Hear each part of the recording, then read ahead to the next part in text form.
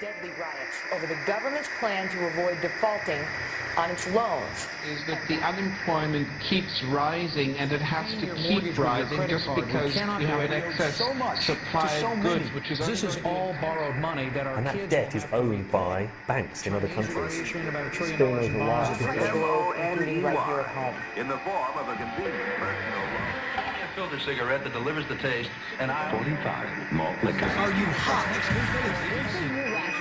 Quite some time ago, by a section of America is sponsoring I first learned it from my grandmother. Now, my grandmother was a wonderful person. She taught me how to play the game Monopoly. She understood that the name of the game is to acquire. She would accumulate everything she could, and eventually she became the master of the board. And then she would always say the same thing to me. She'd look at me and she'd say, "One day, you'll learn to play the game." One summer, I played Monopoly almost every day, all day long. And that summer, I learned to play the game. I came to understand the only way to win is to make a total commitment to acquisition. I came to understand that money and possessions, that's the way that you keep score. And by the end of that summer, I was more ruthless than my grandmother. I was ready to bend the rules if I had to win that game. And I sat down with her to play that fall. I took everything she had. I watched her give her last dollar and quit in utter defeat. And then she had one more thing to teach me. Then she said, "Now it all goes back in the box." All those houses and hotels, all the railroads and utility companies, all that property and all that wonderful money. Now it all goes back in the box. None of it was really yours.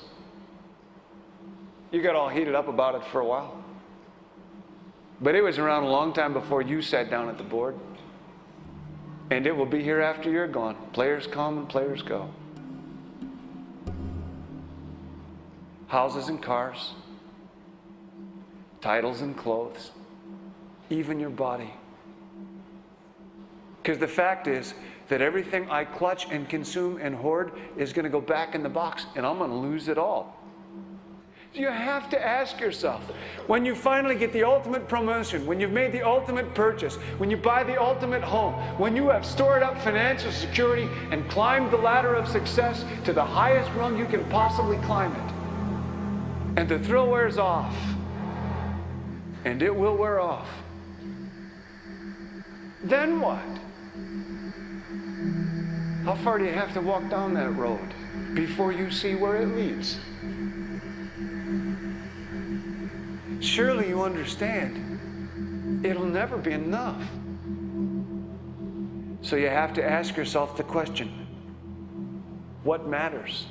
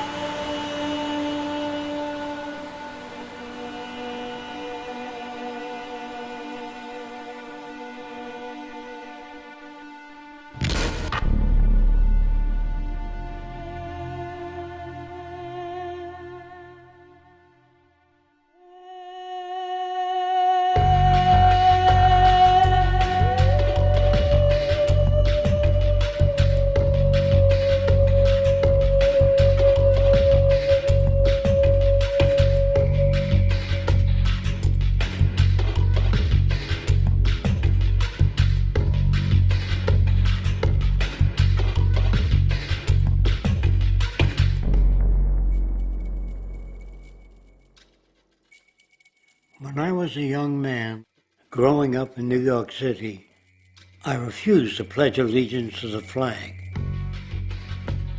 Of course, I was sent to the principal's office, and he asked me, "Why don't you want to pledge allegiance? Everybody does." I said, "Everybody once believed the earth was flat, but that doesn't make it so." I explained that America owed everything it has to other cultures and other nations, and that I would rather pledge allegiance to the earth and everyone on it. Needless to say, it wasn't long before I left school entirely, and I set up a lab in my bedroom. There I began to learn about science and nature. I realized then that the universe is governed by laws, and that the human being, along with society itself, was not exempt from these laws. Then came the crash of 1929, which began what we now call the Great Depression. I found it difficult to understand why millions were out of work, homeless, starving, while all the factories were sitting there. The resources were unchanged. It was then that I realized that the rules of the economic game were inherently invalid. Shortly after came World War II, where various nations took turns systematically destroying each other. I later calculated that all the destruction and wasted resources spent on that war could have easily provided for every human need on the planet. Since that time, I have watched humanity set the stage for its own extinction. I have watched as the precious finite resources are perpetually wasted and destroyed in the name of profit and free markets. I have watched the social values of society be reduced into a base artificiality of materialism and mindless consumption. And I have watched as the monetary powers control the political structure of supposedly free societies. I'm 94 years old now, and I'm afraid my disposition is the same as it was 75 years ago. This shit's got to go.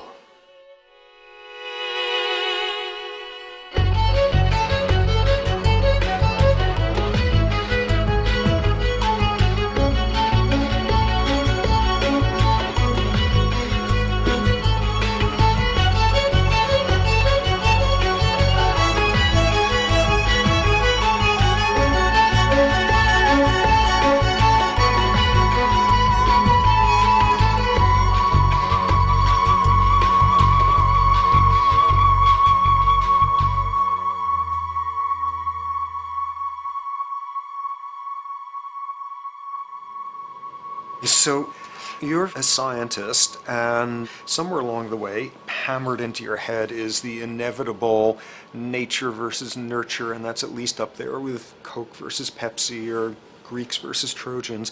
So nature versus nurture, this by now utterly oversimplifying view of where influences on how a cell deals with an energy crisis, up to what makes us who we are on the most individualistic levels of personality.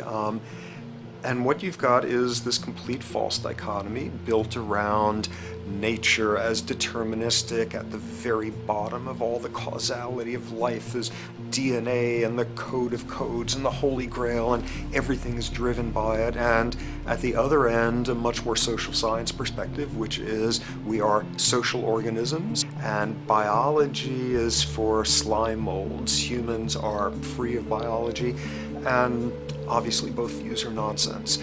What you see instead is it is virtually impossible to understand how biology works outside the context of environment. One of the most crazy-making yet widespread and potentially dangerous notions is, oh, that behavior is genetic.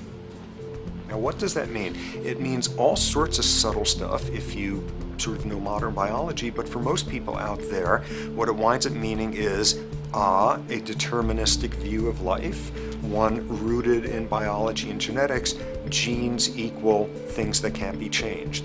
Genes equal things that are inevitable and that you might as well not waste resources trying to fix, might as well not put societal energies into trying to improve because it's inevitable, it's unchangeable. And that is sheer nonsense.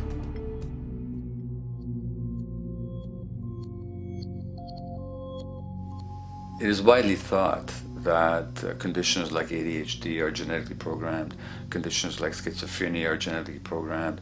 The truth is the opposite. Nothing is genetically programmed. They're very rare diseases. I mean, a small handful, extremely sparsely represented in the population, that are truly genetically determined.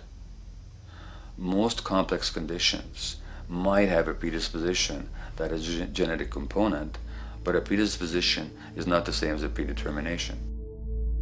The whole search for the source of diseases in the genome was doomed to failure before anybody even thought of it, because most diseases are not genetically predetermined. Heart disease, cancer, strokes, rheumatoid conditions, autoimmune conditions in general, mental health conditions, addictions, these are none of them genetically determined.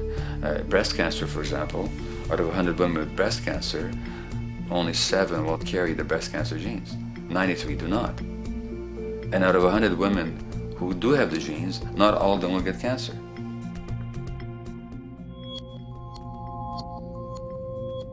Genes are not just things that make us behave in a particular way regardless of our environment. Genes give us different ways of responding to our environment. In fact, it looks as if some of the early childhood influences of a kind of child rearing affect gene expression, actually turning on and off different genes to put you on a different developmental track, which may suit the kind of world you've got to deal with. So, for example, a study done in Montreal with suicide victims looked at autopsies of the brains of these people. And it turned out that if a suicide victim, these are usually young adults, had been abused as children, the abuse actually caused a genetic change in the brain that was absent in the brains of people who had not been abused. That's an epigenetic effect. Epi means on top of, so that the epigenetic influence is what happens environmentally to either activate or deactivate certain genes. In New Zealand, there's a study that was done in a town called Dunedin, in which a few thousand individuals were studied from birth up to into their 20s. What they found was that they could identify a genetic mutation, an abnormal gene, which did have some relation to the predisposition to commit violence, but only if the individual had also been subjected to severe child abuse. In other words, a child with this abnormal gene would be no more likely to be violent than anybody else, and in fact they actually had a lower rate of violence than people with normal genes, as long as they weren't abused as children.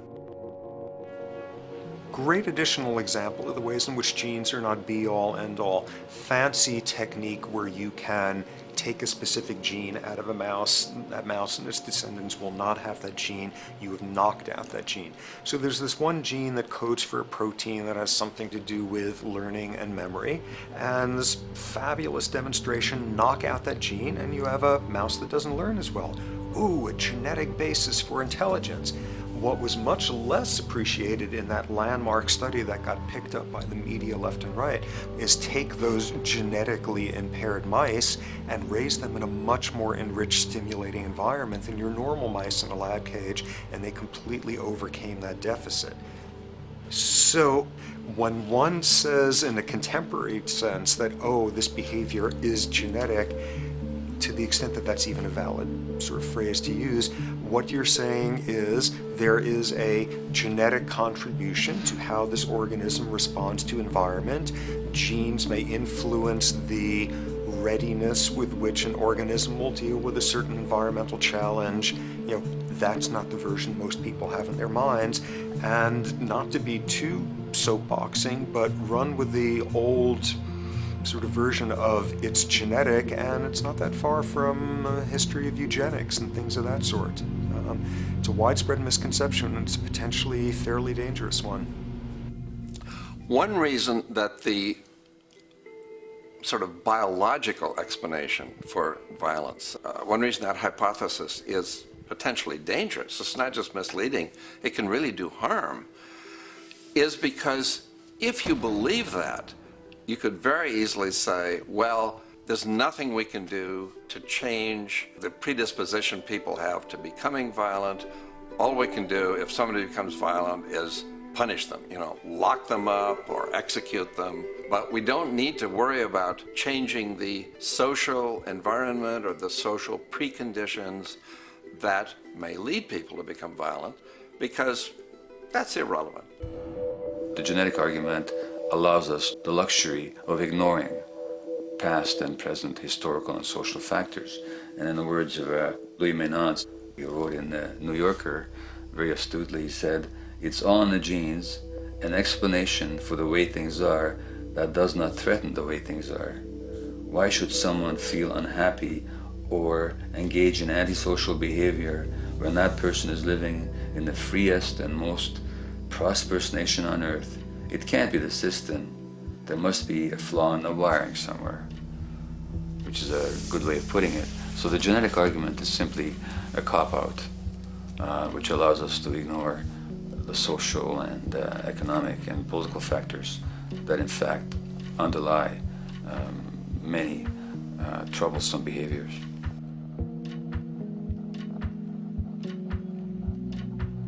Addictions are usually considered to be a drug-related issue, but looking at it more broadly, I define addiction as any behavior that is associated with craving, with temporary relief, and with long-term negative consequences, along with an impairment of control over it, so that the person wishes to give it up or promises to do so, but can't follow through.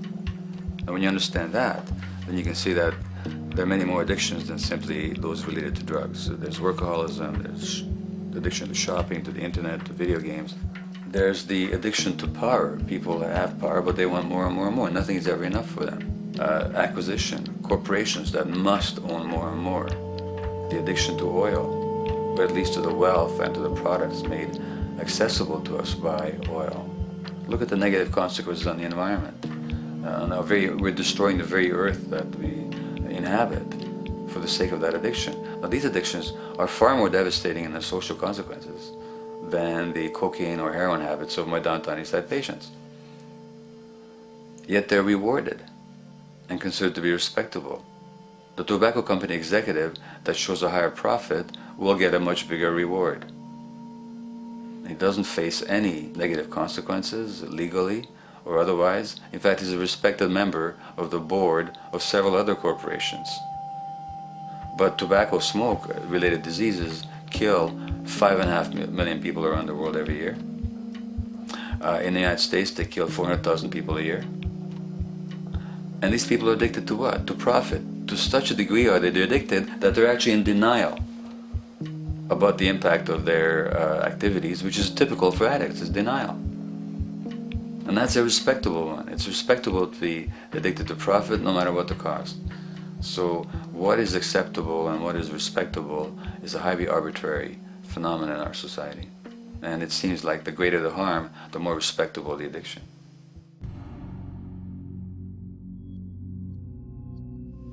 There's a general myth that drugs in themselves are addictive. In fact, the war on drugs is predicated on the idea that if you interdict the sources of drugs, you can deal with addiction that way. Now, if we understand addiction in a broader sense, we see that nothing in itself is addictive. No substance, no drug is by itself addictive, and no behavior is by itself addictive. Many people can go shopping without becoming shopaholics. Not everybody becomes a food addict. Not everyone who drinks a glass of wine becomes an alcoholic. So the real issue is what makes people susceptible, because it's the combination of a susceptible individual and the potentially addictive substance or behavior that actually then makes for the full flowering of addiction. In short, It's not the drug that's addictive, it's the question of the susceptibility of the individual to being addicted to a particular substance or behavior. If we wish to understand what then makes some people susceptible, we actually have to look at their life experience. The old idea, although it's old, but it's still broadly held, that addictions are due to some genetic cause is simply scientifically untenable. What the case is actually is that certain life experiences make people susceptible. Life experiences that not only shape the person's personality and psychological needs, but also their very brains in certain ways. And that process begins in utero.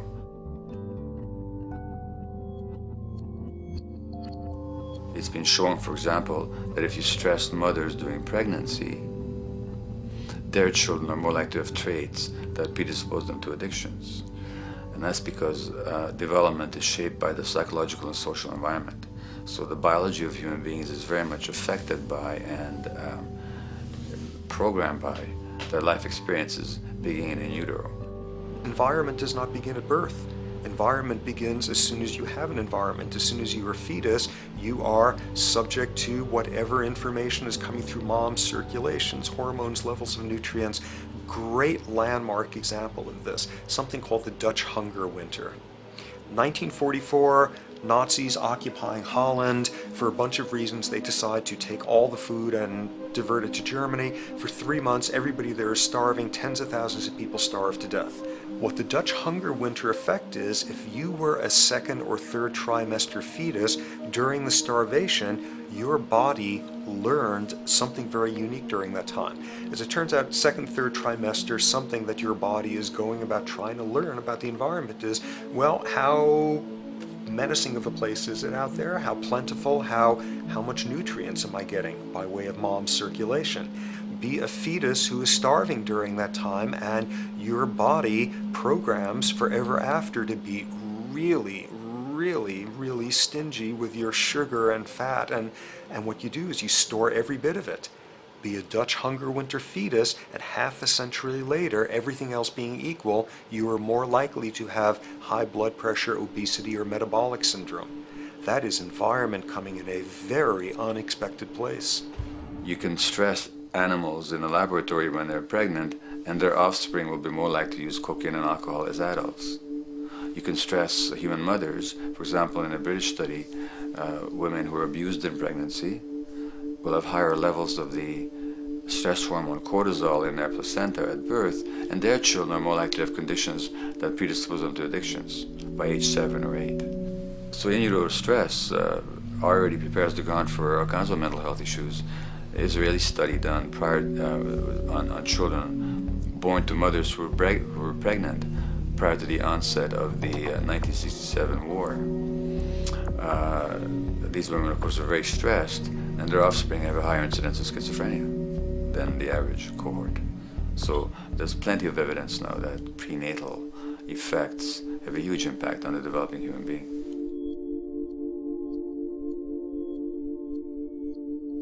The point about human development, and specifically human brain development, is that it occurs mostly under the impact of the environment and mostly after birth. Now, if you compare us to a horse, which can run on the first day of life, we see that we are very undeveloped. We can't muster that much neurological coordination, balance, muscle strength, visual acuity until a year and a half, 2 years. And that's because the brain development that in the horse happens in the safety of the womb, in a human being has to happen after birth. And that has to do with simple evolutionary logic. As the head gets larger, which is what makes us into human beings, the burgeoning of the forebrain is what creates the human species, actually. At the same time, we walk on 2 legs, so our pelvis narrows to accommodate that. So now we have a narrower pelvis, a larger head. Bingo, we have to be born prematurely. And that means that the brain development that in other animals occurs in utero, in us, occurs after birth. And much of that under the impact of the environment. And the concept of neural Darwinism simply means that the circuits that get the appropriate input from the environment will develop optimally, and the ones that don't will either not develop optimally or perhaps not at all. If you take a child with perfectly good eyes at birth and you put him in a dark room for 5 years, he'll be blind thereafter for the rest of his life, because the circuits of vision require light waves for their development. And without that, even the rudimentary circuits present and active at birth will atrophy and die, and new ones will not develop. There's a significant way in which early experiences shape adult behavior, and even and especially early experiences for which there's no recall memory. It turns out that there are two kinds of memory. There is explicit memory, which is recall. This is when you can call back facts, details, episodes, circumstances. But the structure in the brain, which is called the hippocampus, which encodes recall memory, it doesn't even begin to develop fully until 1.5 years, and it's not fully developed till much later, which is why hardly anybody has any recall memory prior to 18 months. But there's another kind of memory, which is called implicit memory, which is in fact an emotional memory, where the emotional impact and the interpretation that the child makes of those emotional experiences is ingrained in the brain in the form of nerve circuits ready to fire without specific recall. So to give you a clear example, people who are adopted have a lifelong sense of rejection very often. They can't recall the adoption, they can't recall the separation of a birth mother, because there's nothing there to recall with. But the emotional memory of separation and rejection is deeply embedded in their brains. Hence, they're much more likely to experience a sense of rejection and a great emotional upset when they perceive themselves as being rejected than other people. That's not unique to people who are adopted, but it's particularly strong in them because of this function of implicit memory. People who are addicted, given that they, according to all the research literature, certainly in my experience, the hardcore addicts virtually were all significantly abused as children or suffered severe emotional loss. Their emotional or implicit memories are those of a world that's not safe and not helpful, caregivers who are not to be trusted, and relationships that are not safe enough to open up to vulnerably. And hence their responses tend to be to keep themselves separate from really intimate relationships, not to trust caregivers, doctors and other people who are trying to help them, and generally see the world as an unsafe place. And that's strictly a function of implicit memory, which sometimes has to do with incidents they don't even recall.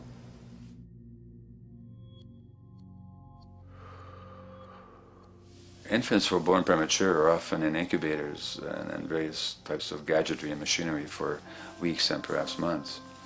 It's now known that if these children are touched and stroked on the back for just 10 minutes a day, that promotes their brain development. So human touch is essential for development. And in fact, infants who are never picked up will actually die. That's how much of a fundamental need being held is to human beings. In our society, there's an unfortunate tendency to tell parents not to pick up their kids, not to hold them, not to pick up babies who are crying for fear of spoiling them, or to encourage them to sleep through the night. You don't pick them up, which is just the opposite of what the child needs. And these children might go back to sleep because they give up and their brains just shut down as a way of defending against the vulnerability of being abandoned really by their parents. But their implicit memories will be that of a world that doesn't give a damn. A lot of these differences are structured very early in life. In a way, if you like, the parental experience of adversity, how tough life is or how easy it is passed on to children, whether through maternal depression or parents being bad-tempered with their kids because they've had a hard day or just being too tired at the end of the day. And these have very powerful effects, programming children's development, which we know a lot about now. But that's early sensitivity isn't just an evolutionary mistake. It exists again in many different species. Even seedlings, there's an early adaptive process to the kind of environment they're growing up in. But for humans, the adaptation is to the quality of social relations. And so early life, how nurturing or how much conflict, how much attention you get, is a taster of the kind of world you may be growing up in. Are you growing up in a world where you have to fight for what you can get, watch your back, fend for yourself, learn not to trust others?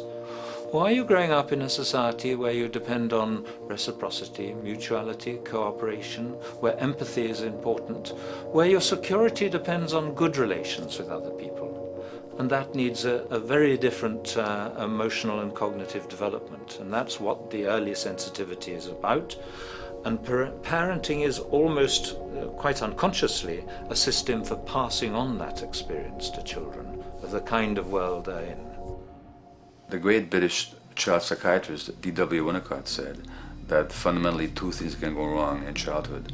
One is when things happen that shouldn't happen, and then things that should happen but don't. And the first category is the traumatic and abusive and abandonment experiences of my downtown East Side patients and of many addicts. That's what shouldn't happen but did. But then there is the non-stressed, attuned, non-distracted attention of the parent that every child needs, that very often children don't get. They're not abused, they're not neglected, and they're not traumatized. But what should happen, the presence of the emotionally available, nurturing parent, just is not available to them because of the stresses in our society and the parenting environment. And the psychologist Alan Shore calls that proximal abandonment, when the parent is physically present but emotionally absent. I have spent roughly the last 40 years of my life working with the most violent people our society produces, murderers, rapists, and so on, in an attempt to understand what causes this violence. I discovered that the most violent of the criminals in our prisons had themselves been victims of a degree of child abuse that was beyond the scale of what I ever thought of applying the term child abuse to. I had no idea of the depth of the depravity with which children in our society are all too often treated. The most violent people I saw were themselves the survivors of their own attempted murder, often at the hands of their parents or other people in their social environment, or were the survivors of family members who'd been killed, their closest family members, by other people. The Buddha argued that everything depends on everything else. He says the one contains the many and the many contains the one. That you can't understand anything in isolation from its environment. The leaf contains the sun, the sky, and the earth, obviously. This has not been shown to be true, of course, all around, and specifically when it comes to human development. The modern scientific term for it is the biopsychosocial nature of human development, which says that the biology of human beings depends very much on their interaction with the social and psychological environment.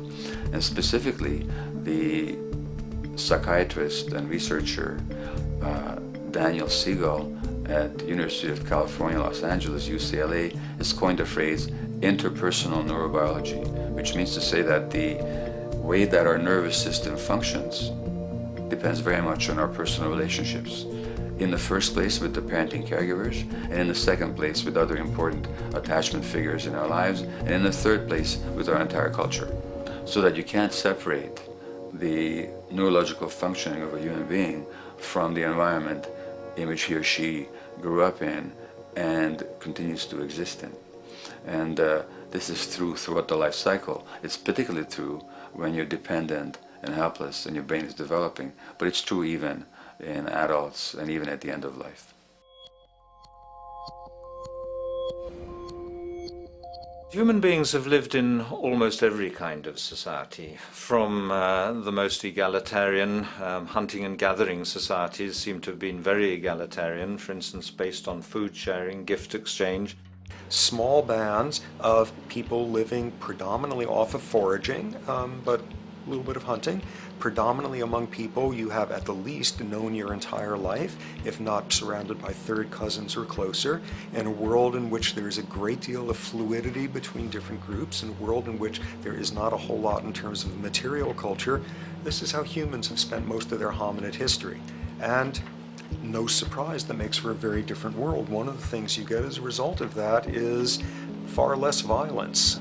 Organized group violence is not something that occurred at that time of human history, and that seems quite clear. So where did we go wrong? Violence is not universal. It's not symmetrically distributed throughout the human race. There is a huge variation in the amount of violence in different societies. There are some societies that have virtually no violence.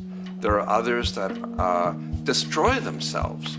Some of the Anabaptist religious groups that are complete, strict pacifists, like the Amish, the Mennonites, the Hutterites.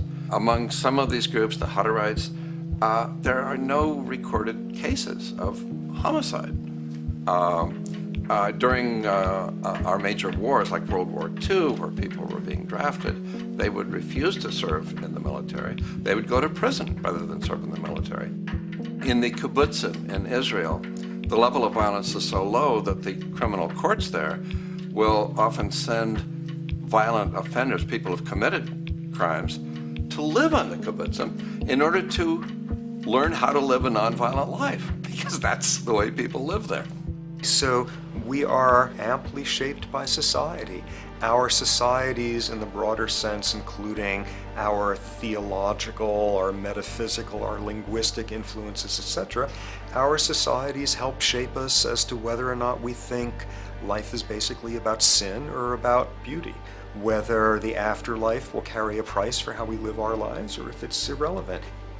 In a broad sort of way, different large societies could be termed as individualistic or collectivist, and you get very different people and different mindsets, and I suspect different brains coming along with that. We in America are in one of the most individualistic of societies, and capitalism being a system that allows you to go higher and higher up a potential pyramid, and the deal is it comes with fewer and fewer safety nets. By definition, the more stratified a society is, the fewer people you have as peers, the fewer people with whom you have symmetrical, reciprocal relationships, and instead all you have are differing spots and endless hierarchies. And a world in which you have few reciprocal partners is a world with a lot less altruism.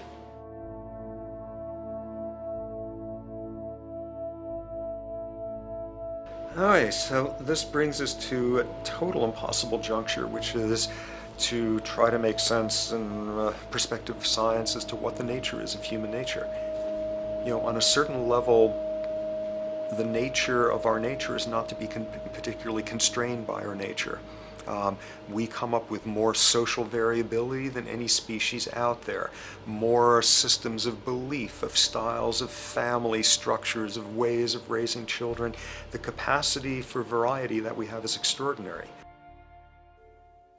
In a society which is predicated on competition and really very often the ruthless exploitation of one human being by another, the profiteering of other people's problems, and very often the creation of problems for the purpose of profiteering, the ruling ideology will very often justify that behavior by appeals to some fundamental and unalterable human nature.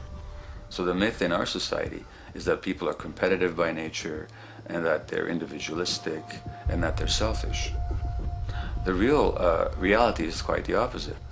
We have certain human needs. The only way that you can talk about human nature concretely is by recognizing that there's certain human needs. We have a human need for companionship and for close contact, to be loved, to be attached to be accepted, to be seen, to be received for who we are. If those needs are met, we develop into people who are compassionate and cooperative and who have empathy for other people. So the opposite that we often see in our society is in fact the distortion of human nature, precisely because so few people have their needs met. So yes, you can talk about a human nature, but only in the sense of basic human needs that are instinctively evoked, or I should say certain human needs that lead to certain traits if they are met, and a different set of traits if they're denied. So, when we recognize the fact that the human organism, which has a great deal of adaptive flexibility, allowing us to survive in many different conditions, is also rigidly programmed for certain environmental requirements or human needs, a social imperative begins to emerge. Just as our bodies require physical nutrients, the human brain demands positive forms of environmental stimulus at all stages of development, while also needing to be protected from other negative forms of stimulus. And if things that should happen do not, or if things that shouldn't happen do, it is now apparent that the door can be opened for not only a cascade of mental and physical diseases, but many detrimental human behaviors as well. So as we turn our perspective now outward and take account for the state of affairs today, we must ask the question, is the condition we have created in the modern world actually supporting our health? Is the bedrock of our socio-economic system acting as a positive force for human and social development and progress? Or is the foundational gravitation of our society actually going against the core evolutionary requirements needed to create and maintain our personal and social well-being?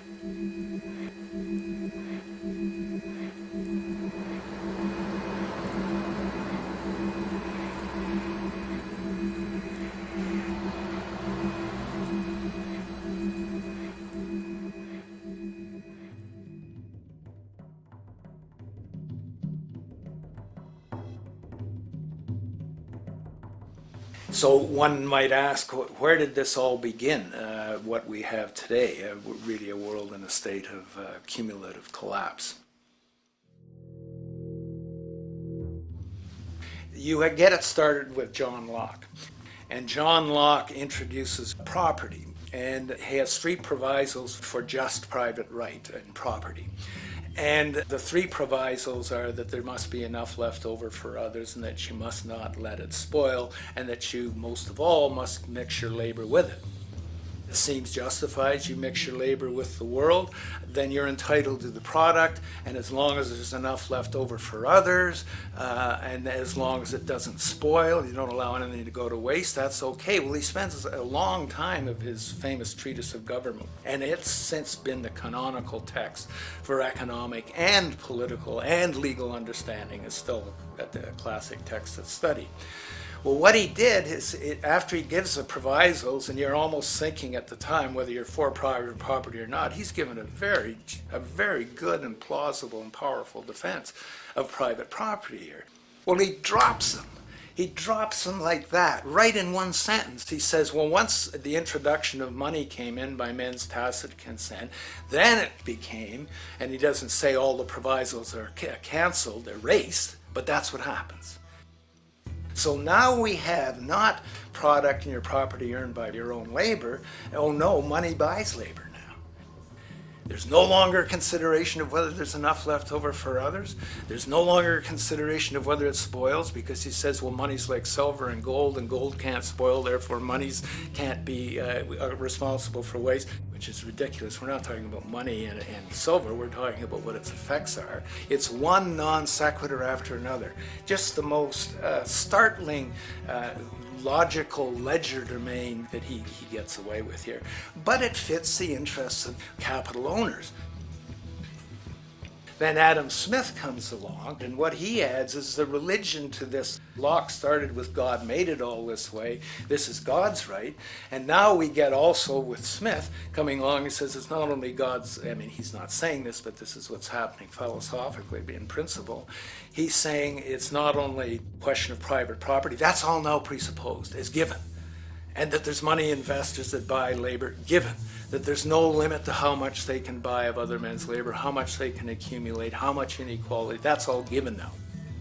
And so he comes along, and what his big idea is, and again, it's just introduced in parentheses, en passant. You know, when people put out the goods for sale and others, you know, the supply, and other people buy them with the demand and so forth, how do we have supply equaling demand or demand equaling supply? How can they come into equilibrium? And that is one of the central notions of economics, is how do they come into equilibrium? And he says it's the invisible hand of the market that brings them into equilibrium. So now we have God is actually immanent. He just didn't give the rights to property and how, you know, all its wherewithal and its natural rights of doing all that Locke said. Now we have the system itself as God. In fact, Smith says, when he talks, and you'll never find this quoted, you'll have to read the whole of the Inquiry into the Wealth of Nations. He says, the scantiness of subsistence sets limits to the reproduction of the poor, and that nature can deal with this in no other way than elimination of their children. So he anticipated evolutionary theory in the worst sense. This is well before Darwin. And so he called them the race of laborers. So you can see there was inherent racism built in here. There was an inherent acceptance, life blindness to kill innumerable children. And he thought, well, that's the invisible hand making supply meet demand and demand meet supply. So see how wise God is. So you can see a lot of the really virulent, life-destructive, eco-genocidal things that are going on now have, in a way, a thought gene back in Smith too. When we reflect on the original concept of the so-called free market capitalist system, as initiated by early economic philosophers such as Adam Smith, we see that the original intent of a market was based around real, tangible, life-supporting goods for trade. Adam Smith never fathomed that the most profitable economic sector on the planet would eventually be in the arena of financial trading or so-called investment, where money itself is simply gained by the movement of other money in an arbitrary game which holds zero productive merit to society. Yet, regardless of Smith's intent, the door for such seemingly anomalous advents was left wide open by one fundamental tenet of this theory. Money is treated as a commodity in and of itself. Today, in every economy of the world, regardless of the social system they claim, money is pursued for the sake of money and nothing else. The underlying idea, which was mysteriously qualified by Adam Smith with his religious declaration of the invisible hand, is that the narrow, self-interested pursuit of this fictional commodity will somehow magically manifest human and social well-being and progress. The reality is that the monetary incentive interest, or what some have termed the money sequence of value, has now completely decoupled from the foundational life interest, which could be termed the life sequence of value. What has happened is that there's a complete confusion in economic doctrine between those two sequences. They think that the money sequence of value delivers the life sequence of value, and that's why they say if more goods are sold, if GDPs rise and so forth, therefore there'll be more well-being, enhanced well-being. We take the GDP to be basically our indicator of social health. Well, there you see the confusion. It's talking about money sequences of value, that is all the receipts, all the revenues that are derived from selling goods, and they're confusing that with life reproduction, so that you have built right into this thing from the beginning is a complete conflation of the money and life sequences of value. So we're dealing with a kind of structured delusion that becomes more and more deadly as the money sequence decouples from producing anything at all. So it's a system disorder, and the system disorder seems to be fatal.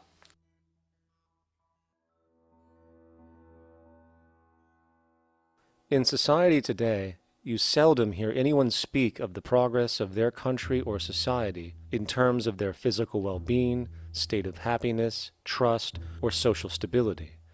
Rather, the measures are presented to us through economic abstractions. We have the gross domestic product, the consumer price index, the value of the stock market, rates of inflation, and so on. But does this tell us anything of real value as to the quality of people's lives? No, all these measures have to do with the money sequence itself and nothing more. For example, the gross domestic product of a country is a measure of the value of goods and services sold. This measure is claimed to correlate to the standard of living of a country's people. In the United States, healthcare accounted for over 17% of GDP in 2009, amounting to over $2.5 trillion spent, hence creating a positive effect on this economic measure. And based on this logic, it would be even better for the U.S. economy if healthcare services increased more so, perhaps to $3 trillion or $5 trillion, since that would create more growth, more jobs, and hence boasted by economists as a rise in their country's standard of living. But wait a minute, what do healthcare services actually represent? Well, sick and dying people. That's right, the more unhealthy people there are in America, the better the economy. Now, that is not an exaggeration or a cynical perspective. In fact, if we step back far enough, you will realize that the GDP not only doesn't reflect real public or social health on any tangible level, it is, in fact, mostly a measure of industrial inefficiency and social degradation.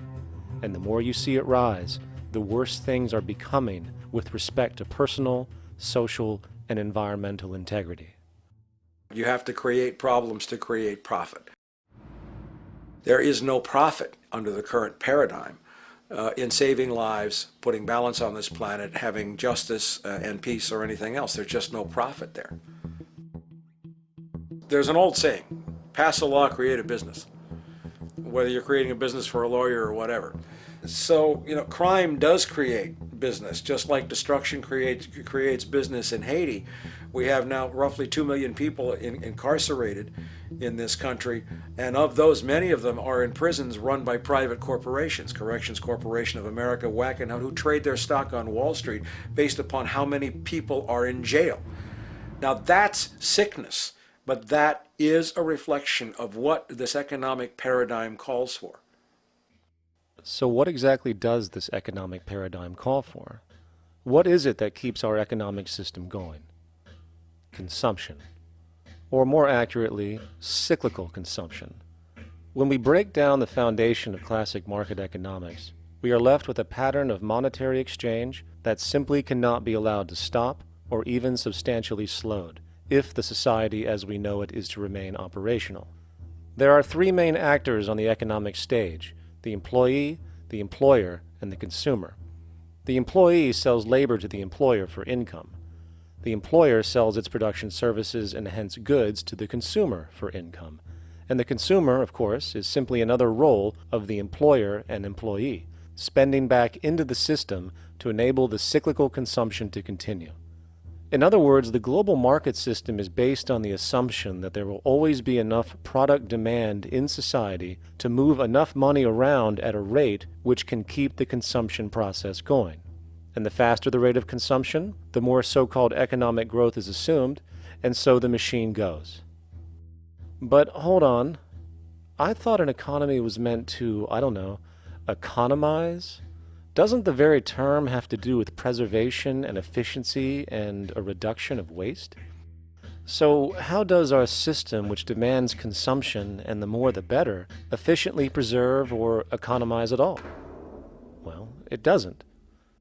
The intent of the market system is, in fact, the exact opposite of what a real economy is supposed to do, which is efficiently and conservatively orient the materials for production and distribution of life-supporting goods.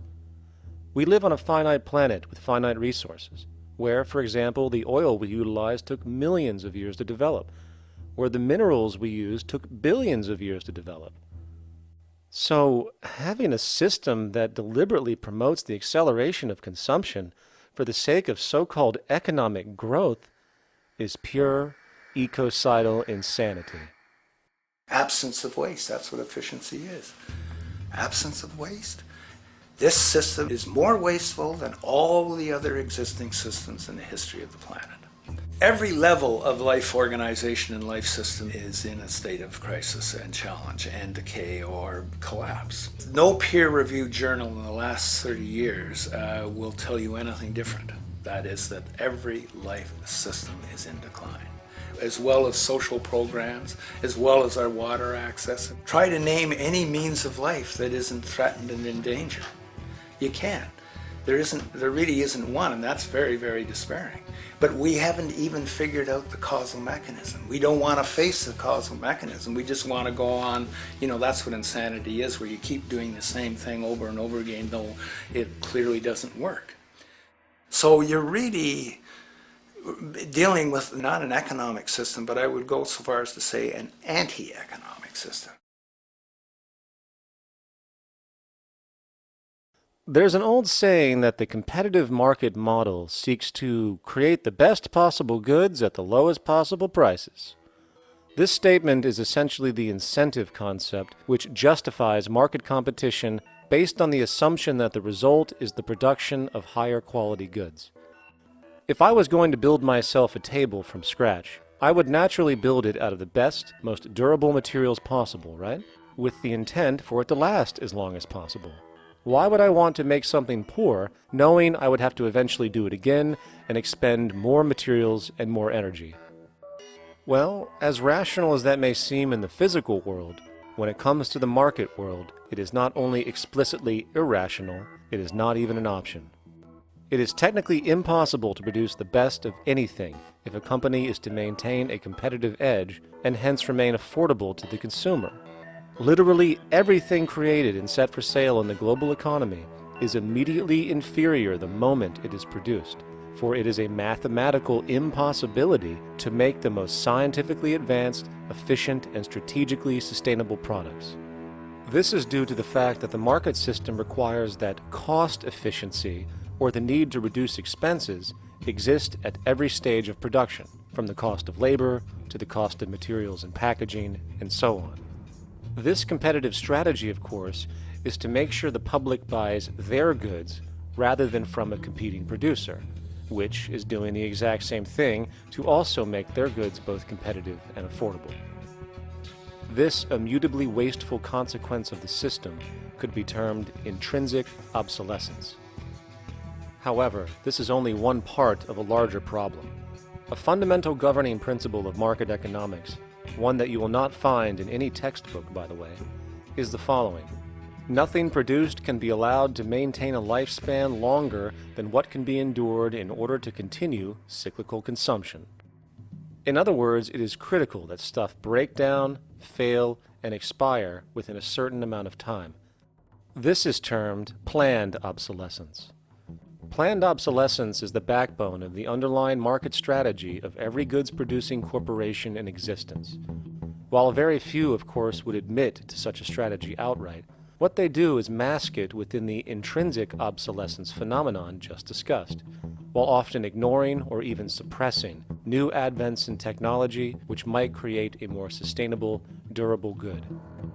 So, if it wasn't wasteful enough that the system inherently cannot allow the most durable and efficient goods to be produced, planned obsolescence deliberately recognizes that the longer any good is in operation, the worse it is for sustaining cyclical consumption and hence the market system itself. In other words, product sustainability is actually inverse to economic growth, and hence there is a direct, reinforced incentive to make sure lifespans are short of any given good produced. And in fact, the system cannot operate any other way. One glance at the sea of landfills now spreading across the world show the obsolescence reality. There are now billions of cheaply made cell phones, computers, and other technology, each full of precious, difficult-to-mine materials such as gold, coltan, copper, now rotting in vast piles, usually due to the mere malfunction or obsolescence of small parts, which, in a conservative society, could likely be fixed or updated, and the life of the good extended. Unfortunately, as efficient as that may seem in our physical reality, living on a finite planet with finite resources, it is explicitly inefficient with respect to the market. To put it into a phrase, efficiency, sustainability, and preservation are the enemies of our economic system. Likewise, just as physical goods need to be constantly produced and reproduced, regardless of their environmental impact, the service industry operates with an equal rationale. The fact is, there is no monetary benefit to resolving any problems which are currently being serviced, At the end of the day, the last thing the medical establishment really wants is the curing of diseases such as cancer, which would eliminate countless jobs and trillions in revenue. And since we're on the subject, crime and terrorism in this system are good. Well, at least economically, for it is employing police, generating high-valued commodities for security, not to mention the value of prisons that are privately owned for profit. And how about war? The war industry in America is a huge driver of GDP, one of the most profitable industries, producing weapons of death and destruction. The favorite game of this industry is to blow things up and then go and rebuild them for profit. We saw this with the windfall billion-dollar contracts made from the Iraq War. The bottom line is that socially negative attributes of society have become positively rewarded ventures for industry, and any interest in problem resolution or environmental sustainability and conservation is intrinsically counter to economic sustainability. And this is why, every time you see the GDP rise in any country, you are witnessing an increase in necessity, whether real or contrived. And by definition, a necessity is rooted in inefficiency. Hence, increased necessity means increased inefficiency. The American dream is based on rampant consumerism. It is based upon the fact that mainstream media, and especially commercial advertising, all corporations who need this infinite growth have convinced us or brainwashed most people in America, and hence the world, that we have to have X number of material possessions and the possibility of gaining infinitely more material possessions in order to be happy. That's just not true. So why do people continue to buy in this way, which is ultimately eco-genocidal in its systemic effects cumulatively? And it just is classical operant conditioning. You simply put inputs of conditioning into the organism, and you have outputs of desired behaviors or goals or objectives. And it has all the resources of technology. And they boast about how they get into the minds of infants. What they hear is already making them conditioned to the brand.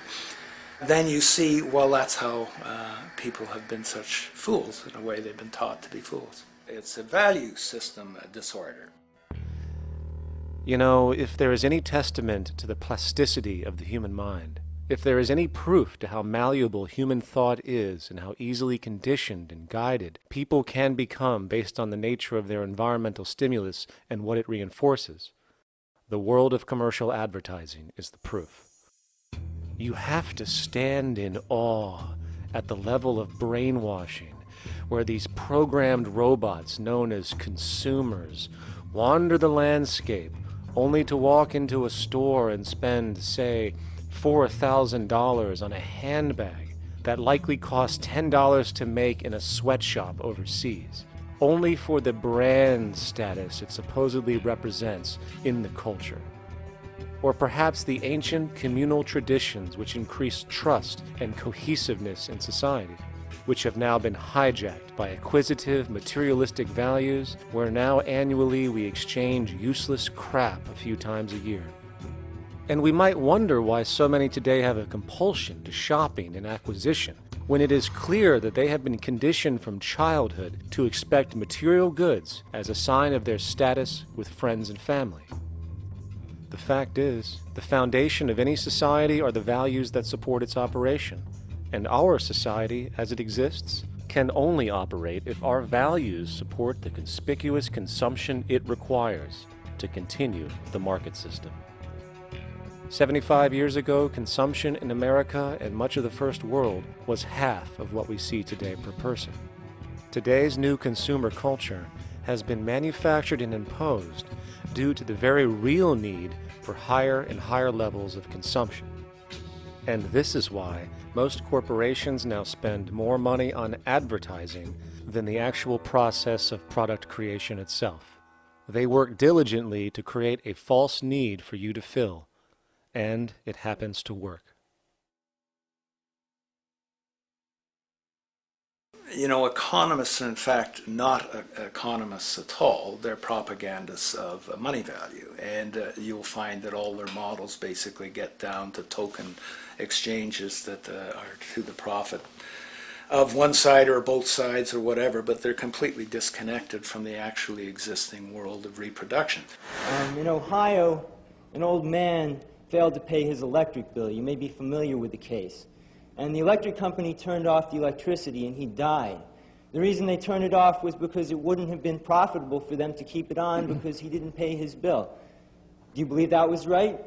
The responsibility really lies not on the electric company for turning it off, but on those of this man's neighbors and friends and associates who are not charitable enough to enable him as an individual to meet the electric bill. Did I hear that right? Did he just say the death of a man caused by not having money was the responsibility of other people, or in effect, charity? Well then, I guess we're going to need a whole lot of infomercials, little miserable coin slot donations for bodega counters, and a bunch of pickle jars for the billion people now starving to death on this planet because of the very system Milton Friedman promotes. Whether you are dealing with the philosophies of Milton Friedman, F.A. Hayek, John Maynard Keynes, Ludwig von Mises, or any other major market economist, the basis of rationale rarely leaves the money sequence. It is like a religion. Consumption analysis, stabilization policies, deficit spending, aggregate demand. It exists as a never-ending, self-referring, self-rationalizing circle of discourse where universal human need, natural resources, or any form of physical life-supporting efficiency is ruled out by default and replaced by the singular notion that humans seeking advantage over each other for money alone, motivated by their own narrow self-interest, will magically create a sustainable, healthy, balanced society. There is no life coordinate in this whole theory, this whole doctrine. What are they doing? What are they doing? What they're doing is tracking money sequences. That's all it is tracking money sequences, presupposing everything that matters. One, that there's no life coordinates. Wow, no life coordinates. Two, that all the agents are self-maximizing preference seekers. That is, they think of nothing other than themselves and what they can get most for themselves. That's the notion, that's the ruling notion of rationality. Self-maximizing choice. And the only thing that they're interested in self-maximizing is money or commodities. Well, where does social relations come in? It doesn't, except in the exchange to self-maximize. Where do our natural resources come in? They don't, except to exploit. Where does the family come in as being able to survive? It doesn't. They have to have money in order to purchase any good. Well, shouldn't an economy deal somewhere with human need? Isn't that what the fundamental issue is, to satisfy human needs? Oh, need isn't even in your lexicon. You dissolve it into wants. And what is a want? That means money demand that wants to buy. Well, if it's money demand that wants to buy, it's got nothing to do with need, because it may be the person has no money demand and desperately needs, say, water supply. Or it may be money demand wants a gold toilet seat. Well, where does it all go? To the gold toilet seat. And you call this economics? Like, it's really, when one thinks of it, it's got to be the most bizarre delusion in the history of human thought. Now, so far we have focused on the market system, but this system is actually only one half of the global economic paradigm. The other half is the monetary system. While the market system deals with the interaction of people gaming for profit across the spectrum of labor, production, and distribution, the monetary system is an underlying set of policies set by financial institutions which create conditions for the market system, among other things. It includes terms we often hear, such as interest rates, loans, debt, the money supply, inflation, etc. And while you might want to pull your hair out listening to the gibberish coming from the monetary economists, modest preemptive actions can obviate the need of more drastic actions at a later date. The nature and effect of this system is actually quite simple. Our economy has, or the global economy, has three basic things that govern it. One is fractional reserve banking, banks printing money out of nothing. It's also based upon compound interest. When you borrow money, you have to pay back more than you borrowed, which means that you, in effect, create money out of thin air, again, which has to be serviced by creating still more money. We live in an infinite growth paradigm. The economic paradigm we live in now is a Ponzi scheme. Nothing grows forever. It's not possible. As a great psychologist James Hillman wrote, the only thing that grows in a human body after a certain age is cancer. It's not just the amount of money that has to keep growing, it's the amount of consumers. Consumers to borrow money at interest to generate more money, and obviously that's not possible on a finite planet. People are basically vehicles to just create money, which must create more money to keep the whole thing from falling apart, which is what's happening right now. There are really only two things anyone needs to know about the monetary system. 1. All money is created out of debt. Money is monetized debt, whether it materialized from treasury bonds, home loan contracts, or credit cards. In other words, if all outstanding debt was to be repaid right now, there would not be $1 in circulation. And 2, interest is charged on virtually all loans made, and the money needed to pay back this interest does not exist in the money supply outright. Only the principal is created by the loans, and the principal is the money supply. So, if all this debt was to be repaid right now, not only would there not be $1 left in circulation, there would also be a gigantic amount of money owed that is literally impossible to pay back, for it does not exist. The consequence of all of this is that two things are inevitable: inflation and bankruptcy. As far as inflation, this can be seen as an historical trend in virtually every country today, and easily tied to its cause, which is the perpetual increase of the money supply, which is required to cover the interest charges and keep the system going. As far as bankruptcy, it comes in the form of debt collapse. This collapse will inevitably occur with a person, a business, or a country, and typically happens when the interest payments are no longer possible to make. But there is a bright side to all of this. Well, at least in terms of the market system, because debt creates pressure. Debt creates wage slaves. A person in debt is much more likely to take a low wage than a person who isn't, hence becoming a cheap commodity.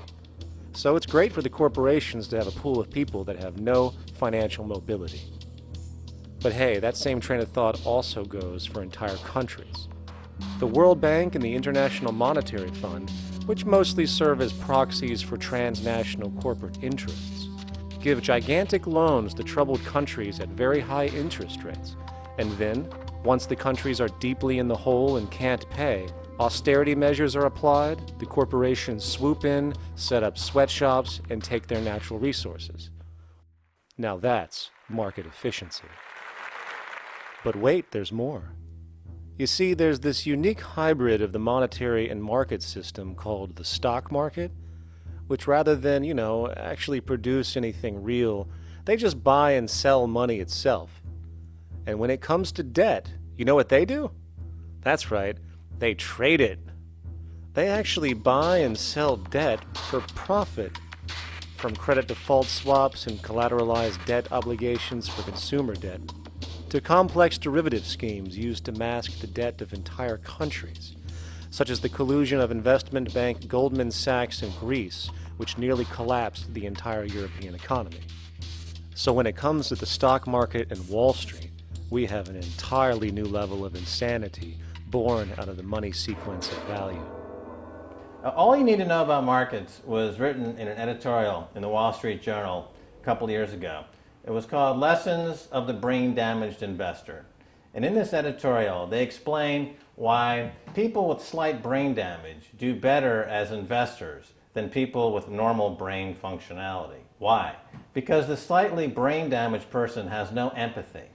And that's the key. If you don't have any empathy, you do well as an investor. And so Wall Street breeds people who have no empathy, to go in there and to make decisions and make trades that they have no compunction about and no thought whatsoever as to what they're doing might affect their fellow human being. So they breed these robots, these people who have no souls. And since they don't even want to pay these people anymore, they're now breeding robots, real algorithmic traders. Goldman Sachs and the high-frequency trading scandal. They put a computer next to the exchange, the New York Stock Exchange. This computer, this co-located computer, as they call it, it front-runs all the trades on the exchange, and it hits the exchange with volumes of orders in ways that scalp pennies and nickels away from the exchange. It's like they're siphoning money all day long. They went one quarter last year, 30 or 60 straight days without a single down day and made millions of dollars every single day. Is that because, well, that's statistically impossible. When I worked on Wall Street, the way it works is everyone kicks upstairs the bribes.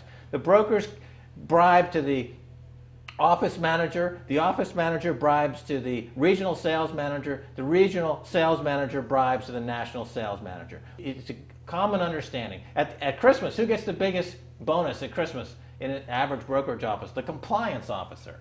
The compliance officer sits there all day long. He's supposed to be making sure you don't violate any of the margin rules and you're complying with the law. Of course, yeah, to the extent that you can bribe the compliance officer, yeah, that's right, you are complying with the law. So how does fraud has become the system? It's no longer a byproduct. It is the system. You know, it's like that old Woody Allen joke. He says, "Doctor, my brother thinks he's a chicken." And the doctor says, "Take a pill, and that should cure the problem."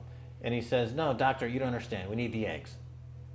Okay? So the trading of fraudulent claims back and forth between banks to generate fees, to generate bonuses, has become the GDP producing growth engine of the United States economy. Even though they're essentially trading fraudulent claims that there's absolutely no hope of ever paying back. They're processing and generating and resecuritizing nothing. If I write $20 billion on a cocktail napkin and I sell it to JP Morgan, while JP Morgan writes $20 billion on a cocktail napkin, and we swap those two cocktail napkins at a bar, and we each pay ourselves 1/4% in a fee, we make a lot of money for our Christmas bonus. We each have on our books a $20 billion cocktail napkin, which has no real value until such time as the system is no longer able to absorb bogus cocktail napkins, in which case we go to the government to get bailed out. And because of Wall Street and the global stock market, there are now conservatively about $700 trillion of outstanding fraudulent claims known as derivatives, still waiting to collapse, a value amounting to over 10 times the gross domestic product of the entire planet. And while we have seen the bailouts of corporations and banks by governments, which of course comedically borrow their money from banks to begin with, we are now seeing attempts to bail out whole countries by conglomerates of other countries through the international banks. But how do you bail out a planet? There is no country out there that isn't now saturated in debt. The cascade of sovereign debt defaults we have seen can only be the beginning when the math is taken into account. It has been estimated in the United States alone that income tax would need to be raised to 65% per person just to cover the interest in the near future. Economists are now foreshadowing that within a few decades, 60% of the countries on the planet will be bankrupt. But, hold on, let me get this straight. The world is going bankrupt, whatever the hell that means, because of this idea called debt, which doesn't even exist in the physical reality. It's only part of a game that we've invented. And yet, the well-being of billions of people is now being compromised. Extreme layoffs, tent cities, accelerating poverty, austerity measures imposed, schools shutting down, child hunger, and other levels of familial deprivation, all because of this elaborate fiction. What are we, fucking stupid? Hey, Mars, my man. Help a brother out, huh? Grow up, kid.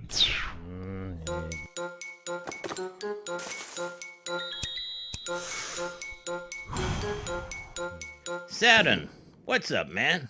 You remember that smoking nebula I hooked you up with a while back? Listen, Earth, we're getting really tired of you. You've been given everything, and yet you waste it all. You got plenty of resources, and you know it. Why don't you grow up and learn some responsibility, for Christ's sake? You're making your mother miserable.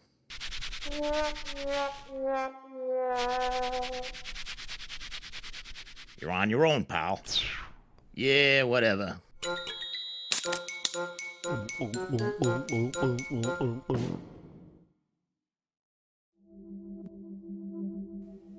Now, all of this considered, from the waste machine known as the market system to the debt machine known as the monetary system, hence creating the monetary market paradigm which defines the global economy today, there is one consequence that runs through the entire machine: inequality.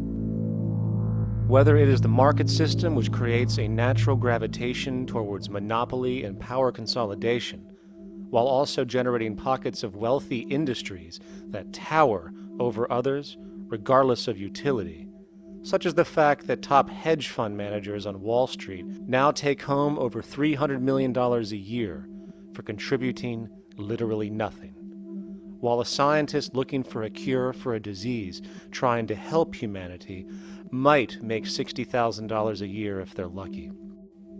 Or whether it is the monetary system, which has class division built right into its structure. For example, if I have $1 million to spare and I put it into a CD at 4% interest, I will make $40,000 a year. No social contribution, no nothing. However, if I'm a lower class person and have to take loans to buy my car or home, I am paying in interest, which, in abstraction, is going to pay that millionaire with the 4% CD. This stealing from the poor to pay the rich is a foundational, built-in aspect of the monetary system, and it could be labeled structural classism. Of course, historically, social stratification has always been deemed unfair, but obviously accepted overall as now 1% of the population owns 40% of the planet's wealth. But, material fairness aside, there is something else going on underneath the surface of inequality, causing an incredible deterioration in public health as a whole. Well, I think people are often puzzled by the contrast between the material success of our societies, unprecedented levels of wealth, and the many social failings. I mean, you know, if you look at the rates of drug abuse or violence or self-harm amongst kids or mental illness, there's clearly something going deeply wrong with our societies. What the data that I've been describing does is simply shows that intuition that people have had for hundreds of years, that inequality is divisive and socially corrosive, that intuition is truer than I think we ever imagined. There are very powerful psychological and social effects of inequality, more to do, I suppose, with feelings of superiority and inferiority, that kind of division, and maybe going with the sort of respect, disrespect, people feeling looked down on at the bottom, which, by the way, is why violence is more common in more unequal societies. It's the trigger to violence is so often people feeling looked down on and disrespected. If there is one principle I can emphasize that is the most important principle underlying the prevention of violence, it would be equality. The single most significant factor that affects the rate of violence is the degree of equality versus the degree of inequality in that society. So what one's looking at is a sort of general social dysfunction. It's not just one or two things that go wrong as inequality increases. It seems to be everything, whether we're talking about crime or health or mental illness or whatever.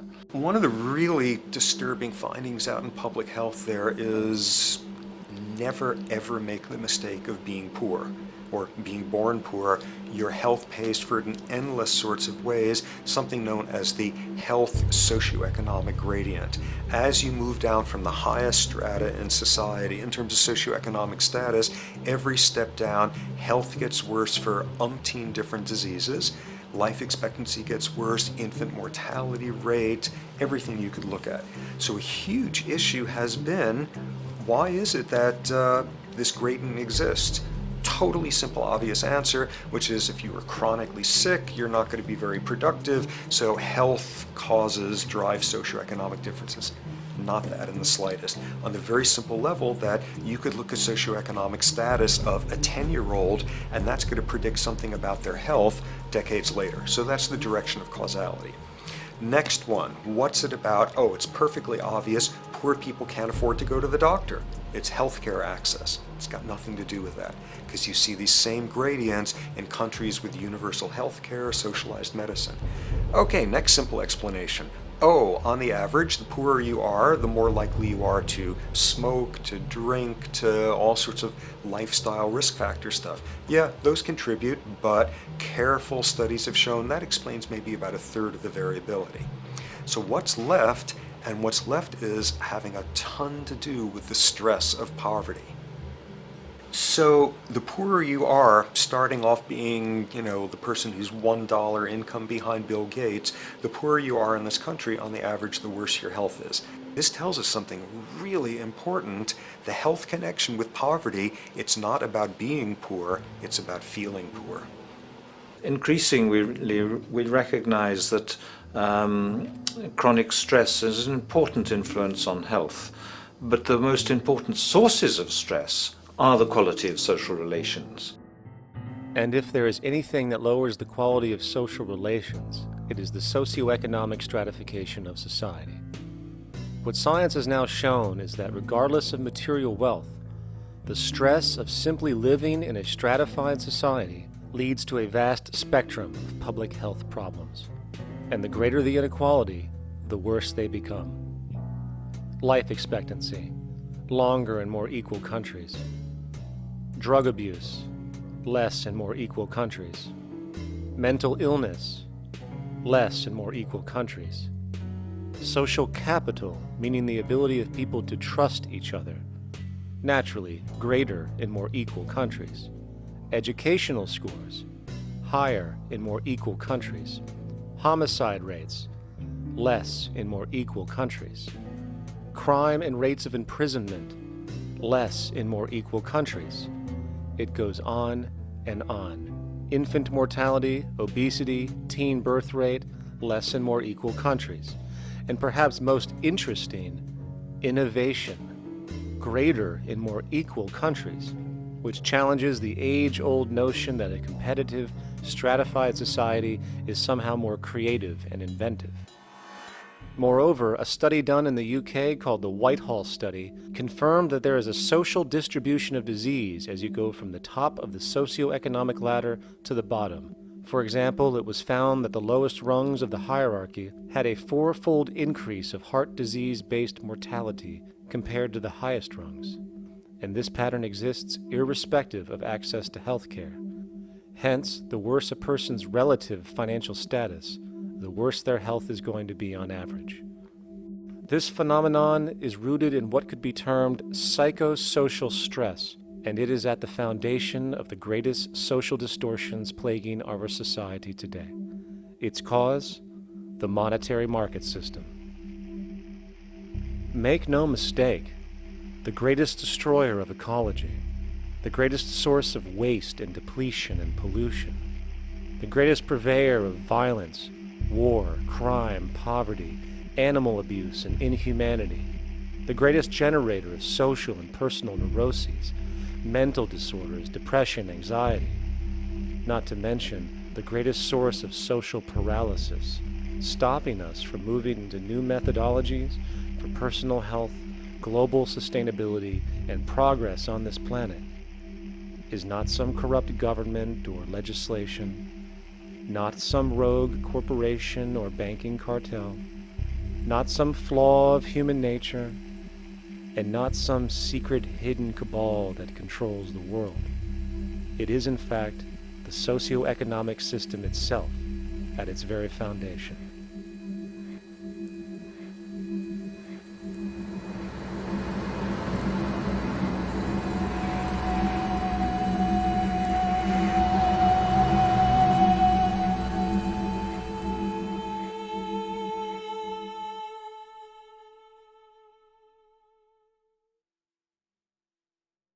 Let's imagine for a moment we had the option to redesign human civilization from the ground up. What if, hypothetically speaking, we discovered an exact replica of the planet Earth, and the only difference between this new planet and our current one is that human evolution had not occurred. It was an open palette. No countries, no cities, no pollution, no Republicans, just a pristine, open environment. So, what would we do? Well, first we need a goal, right? And it's safe to say that goal would be to survive. And not to just survive, but to do so in an optimized, healthy, prosperous way. Most people indeed desire to live, and they would prefer to do so without suffering.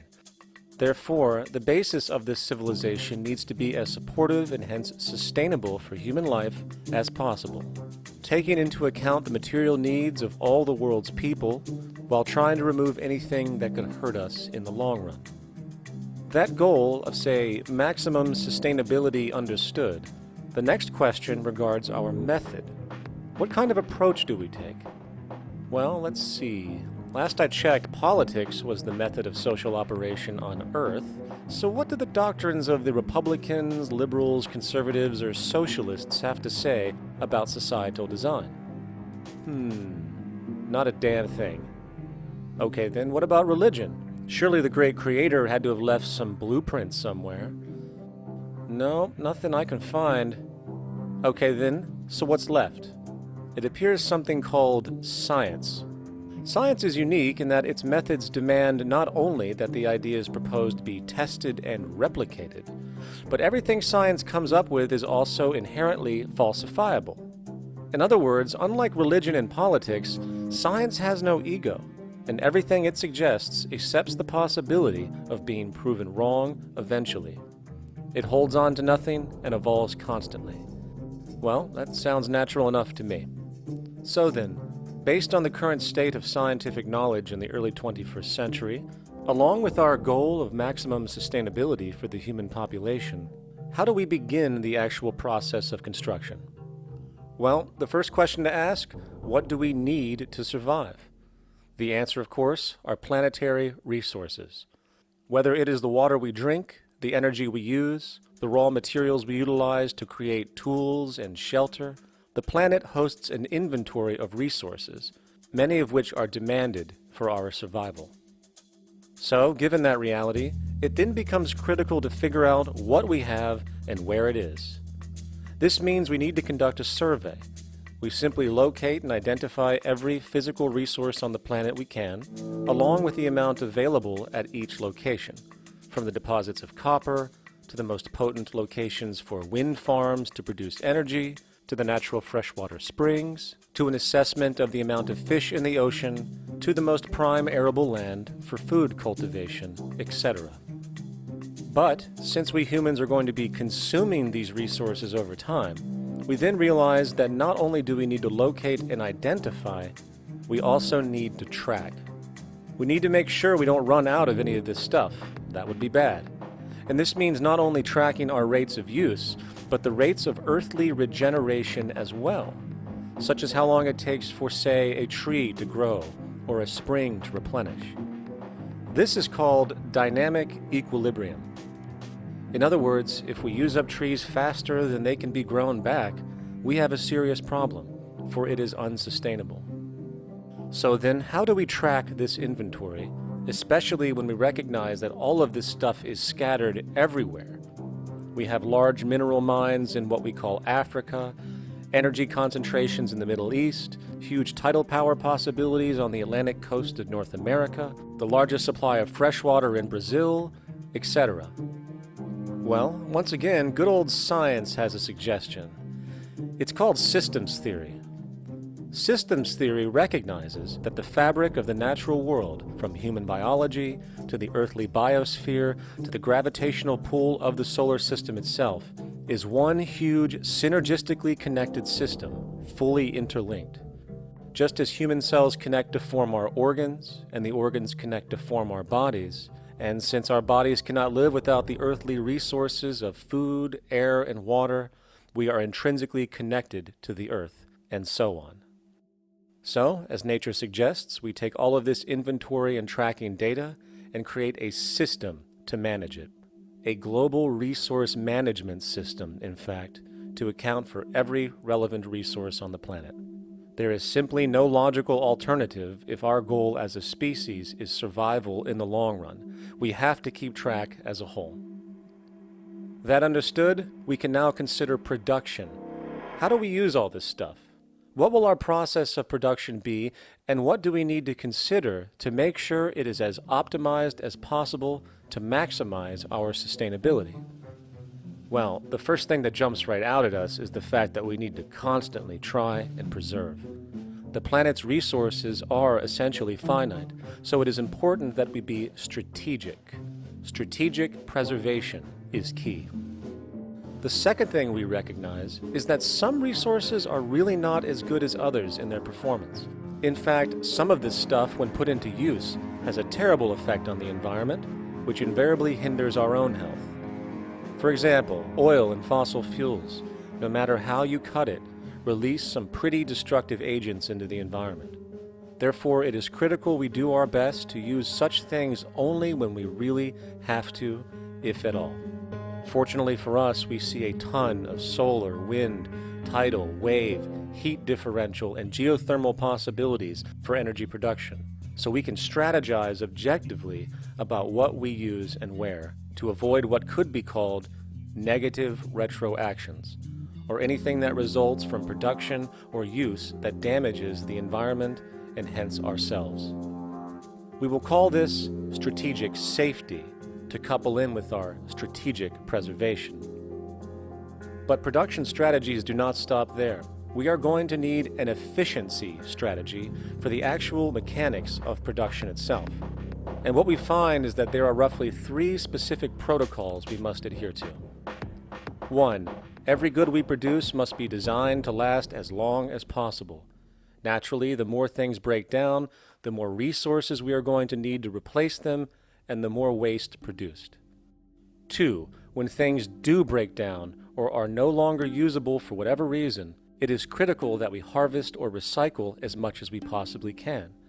So the production design must take this into account directly at the very earliest stages. 3. Quickly evolving technologies, such as electronics, which are subject to the fastest rates of technological obsolescence, would need to be designed to foreshadow and accommodate physical updates.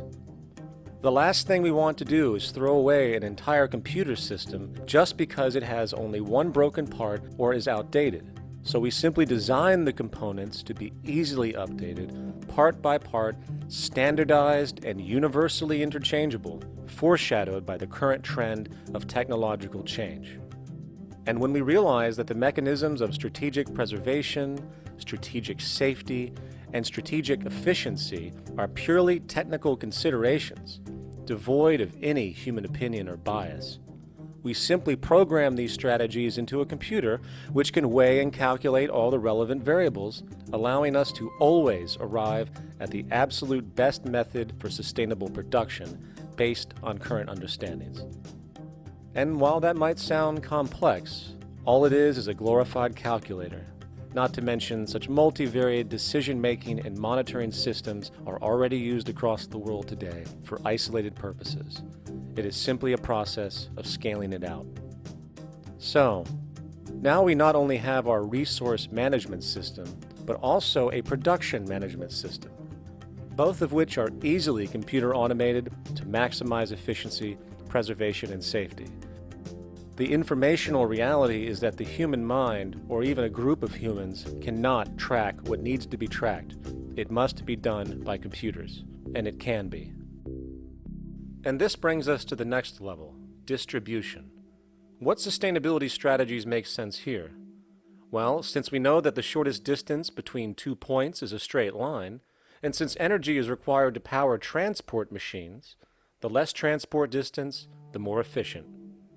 Producing goods in one continent and shipping them over to another only makes sense if the goods in question simply cannot be produced in the target area. Otherwise, it is nothing but wasteful. We must localize production so distribution is simple, fast, and requires the least amount of energy. We'll call this the proximity strategy, which simply means we reduce the travel of goods as much as possible, whether raw materials or finished consumer products. Of course, it might also be important to know what goods we are transporting and why, and this falls under the category of demand. And demand is simply what people need to be healthy and to have a high quality of life. The spectrum of material human needs range from core life-supporting necessities, such as food, clean water, shelter, to social and recreational goods, which allow for relaxation and personal social enjoyment, both important factors in human and social health overall. So, very simply, we take another survey. People describe their needs, demand is assessed, and production begins based on that demand.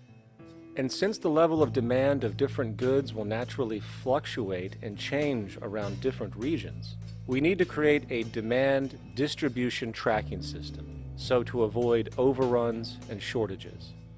Of course, this idea is old news. It is used in every major store chain today to make sure they keep up with their inventory. Only this time we are tracking on a global scale. But, wait a minute, we really can't fully understand demand if we don't account for the actual usage of the good itself. Is it logical and sustainable for every single human to, say, have one of everything made, regardless of their usage? No, that would be simply wasteful and inefficient. If a person has a need for a good, but that need is only for, say, 45 minutes a day on average, it would be much more efficient if that good was made available to them and to others when needed. Many forget that it isn't the good that they want, it is the purpose of that good. When we realize that the good itself is only as important as its utility, we see that external restriction, or what we might call today ownership, is extremely wasteful and environmentally illogical in a fundamental economic sense. So, we need to devise a strategy called strategic access. This will be the foundation of our demand distribution tracking system, which makes sure we can meet the demand of the population's needs for access of whatever they need when they need it. And as far as physically obtaining the goods, centralized and regional access centers all make sense for the most part, placed in close proximity to the population, and a person would simply come in, take the item, use it, and when finished, return it when it is no longer needed. Sort of how a library works today. In fact, these centers could not only exist in the community in the way we see local stores today, but specialized access centers would exist in specific areas where often certain goods are utilized, saving more energy with less repeat transport.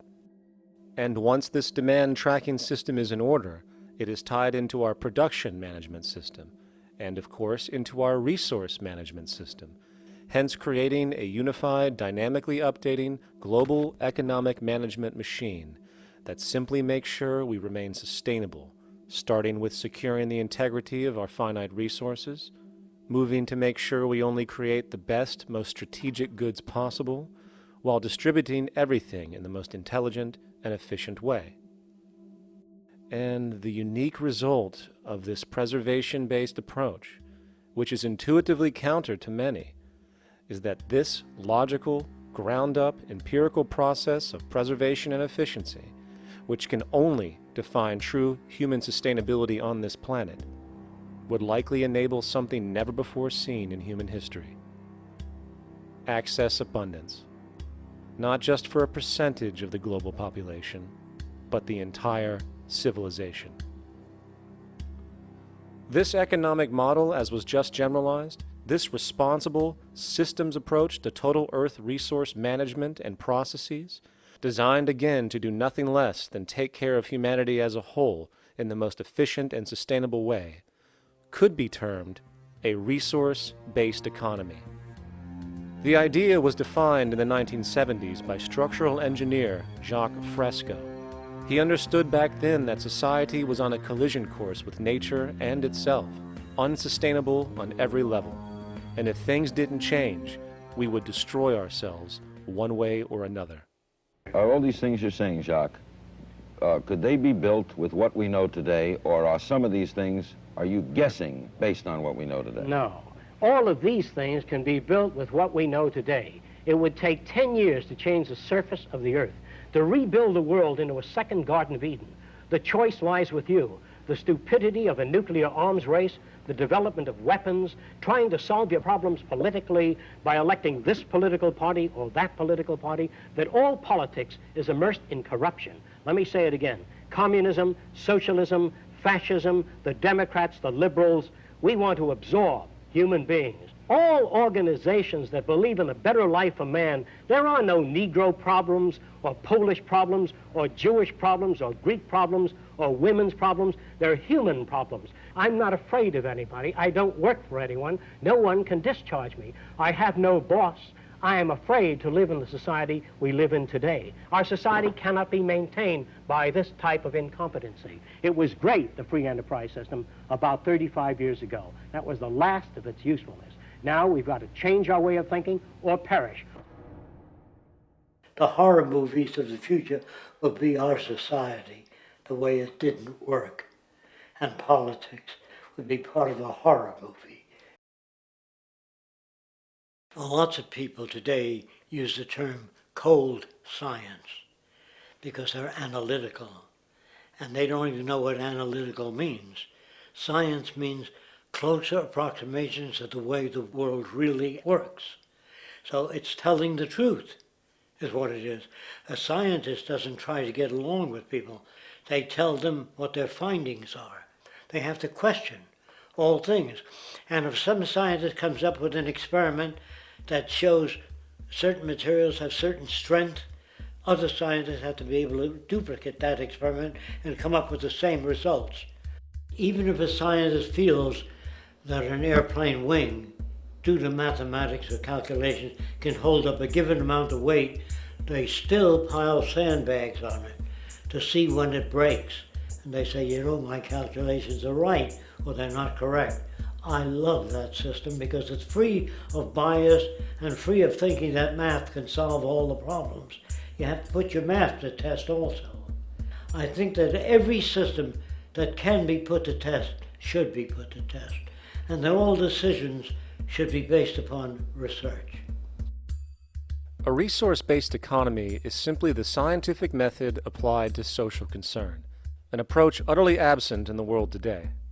Society is a technical invention, and the most efficient methods of optimized human health, physical production, distribution, city infrastructure, and the like reside in the field of science and technology, not politics or monetary economics. It operates in the same systematic way as, say, an airplane, and there is no Republican or liberal way to build an airplane. Likewise, nature itself is the physical referent we use to prove our science, and it is a set system, emerging only from our increased understanding of it. In fact, it has no regard for what you subjectively think or believe to be true. Rather, it gives you an option. You can learn and fall in line with its natural laws and conduct yourself accordingly, invariably creating good health and sustainability, or you can go against the current to no avail. It doesn't matter how much you believe you can just stand up right now and walk on the wall next to you. The law of gravity will not allow it. If you do not eat, you will die. If you are not touched as an infant, you will die. As harsh as it may sound, nature is a dictatorship, and we can either listen to it and come in harmony with it, or suffer the inevitable adverse consequences. So, a resource-based economy is nothing more than a set of proven, life-supporting understandings where all decisions are based upon optimized human and environmental sustainability. It takes into account the empirical life ground, which every human being shares as a need, regardless, again, of their political or religious philosophy. There is no cultural relativism to this approach. It isn't a matter of opinion. Human needs are human needs, and having access to the necessities of life, such as clean air, nutritious food, and clean water, along with a positively reinforcing, stable, nurturing, and non-violent environment, is demanded for our mental and physical health, our evolutionary fitness, and hence the species' survival itself. A resource-based economy would be based upon available resources. You can't just bring a lot of people to an island or build a city of 50,000 people without having access to the necessities of life. So when I use the term a comprehensive systems approach, I'm talking about doing an inventory of the area first and determining what that area can supply, not just architectural approach, not just design approach, but design must be based on all of the requirements to enhance human life. And that's what I mean by an integrated way of thinking. Food, clothing, shelter, warmth, love, all those things are necessary. If you deprive people of any of them, you have a lesser human being, less capable of functioning. As previously outlined, a resource-based economy's ground-up, global, systems approach to extraction, production, and distribution is based upon a set of true economic mechanisms, or strategies, which guarantee efficiency and sustainability in every area of the economy. So, continuing this train of thought regarding logical design, what is next in our equation? Where does all this materialize? Cities. The advent of the city is a defining feature of modern civilization. Its role is to enable efficient access to the necessities of life, along with increased social support and community interaction. So how would we go about designing an ideal city? What shape should we make it? Square? Trapezoid? Well, given we're going to be moving around the thing, we might as well make it as equidistant as possible for ease, hence the circle. What should the city contain? Well, naturally we need a residential area, a goods production area, a power generation area, an agricultural area. But we also need nurturing as human beings, hence culture, nature, recreation, and education. So let's include a nice open park, an entertainment events area for cultural purposes and socializing, and educational and research facilities. And since we're working with a circle, it seems rational to place these functions in belts based on the amount of land required for each goal, along with ease of access. Very good. Now, let's get down to specifics. First, we need to consider the core infrastructure, or intestines, of the city organism. These would be the water, good, waste, and energy transport channels. Just as we have water and sewage systems under our cities today, we would extend this channeling concept to integrate waste recycling and delivery itself. No more mailmen or garbage men. It is built right in. We could even use automated pneumatic tubes and similar technologies. Same goes for transport. It needs to be integrated and strategically designed to reduce or even remove the need for wasteful, independent automobiles. Electric trams, conveyors, transveyors, and maglevs, which can take you virtually anywhere in the city, even up and down, along with connecting you to other cities as well. And of course, in the event an automobile is required, it is automated by satellite for safety and integrity. In fact, this automation technology is in working order right now. Automobile accidents kill about 1.2 million people every single year, injuring about 50 million. This is absurd and doesn't have to occur. Between efficient city design and automated driverless cars, this death toll can be virtually eliminated. Agriculture. Today, through our haphazard, cost-cutting industrial methods, using pesticides, excessive fertilizers, and other means, we have successfully destroyed much of the arable land on this planet, not to mention also extensively poisoning our bodies.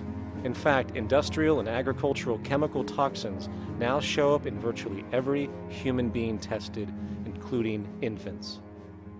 Fortunately, there is a glaring alternative: the soilless mediums of hydroponics and aeroponics, which also reduce nutrient and water requirements by up to 75% of our current usage.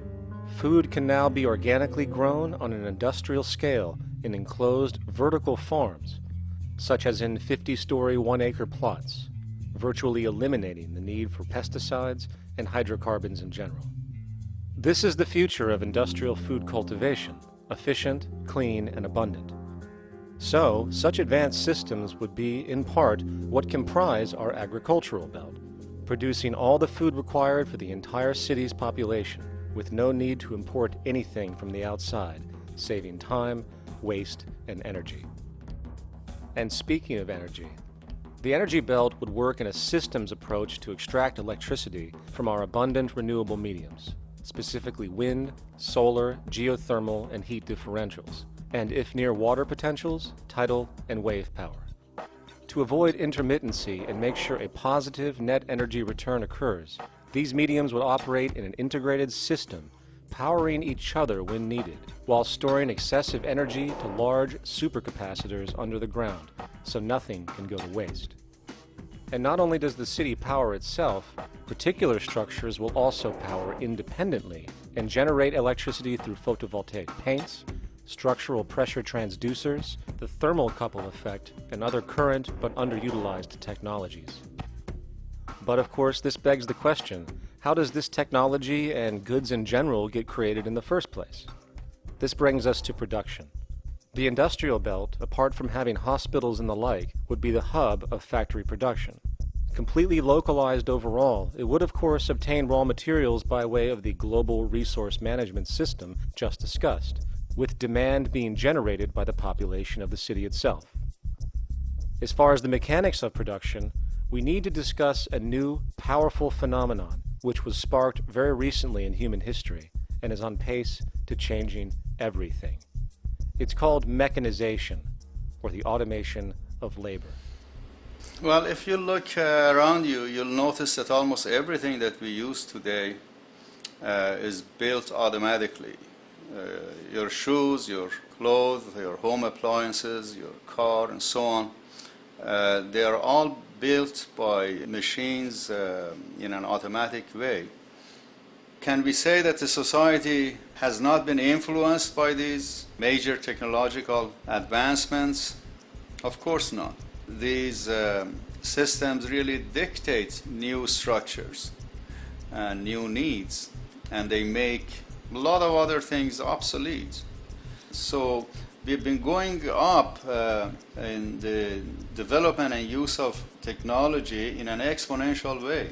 So definitely automation is going to continue. You cannot stop technologies that just make sense.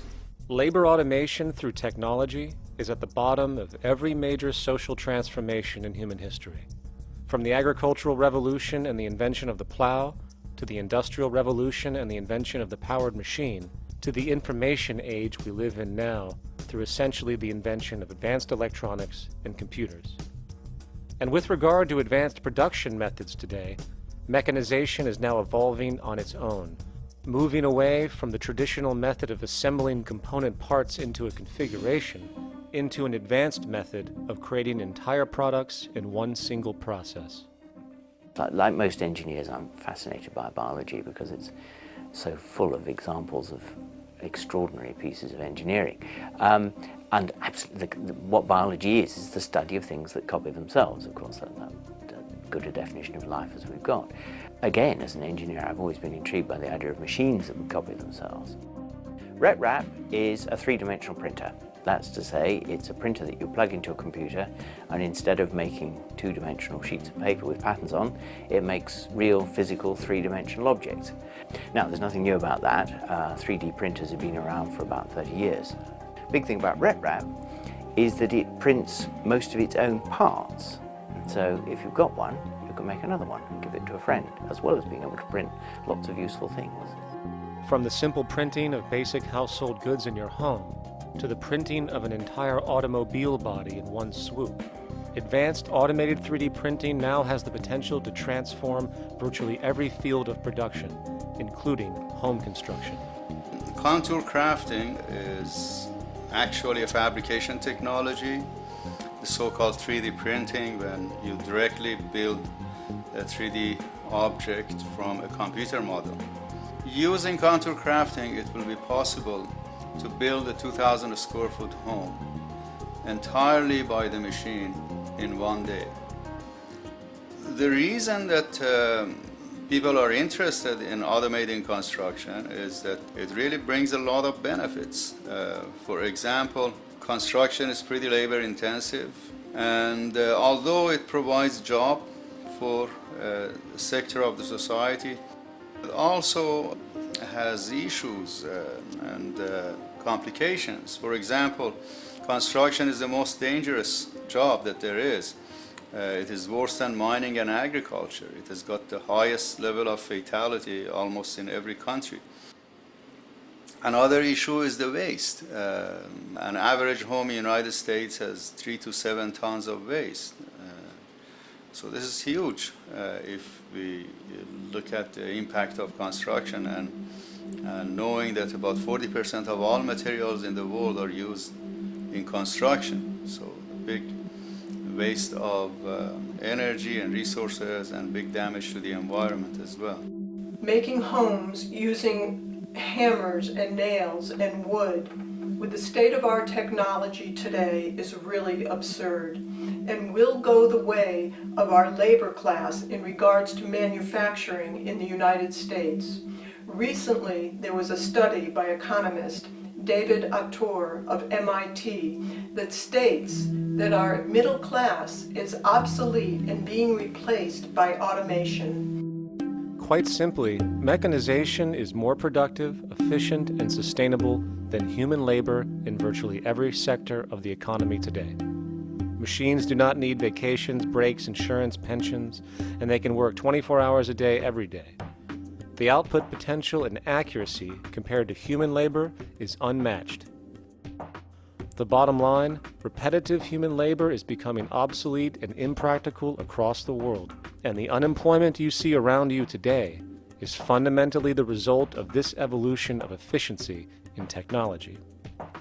For years, market economists have dismissed this growing pattern, which could be called technological unemployment, because of the fact that new sectors always seem to emerge to reabsorb the displaced workers.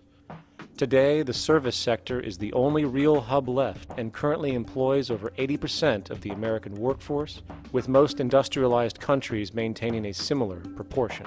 However, this sector is now being challenged increasingly by automated kiosks, automated restaurants, and even automated stores.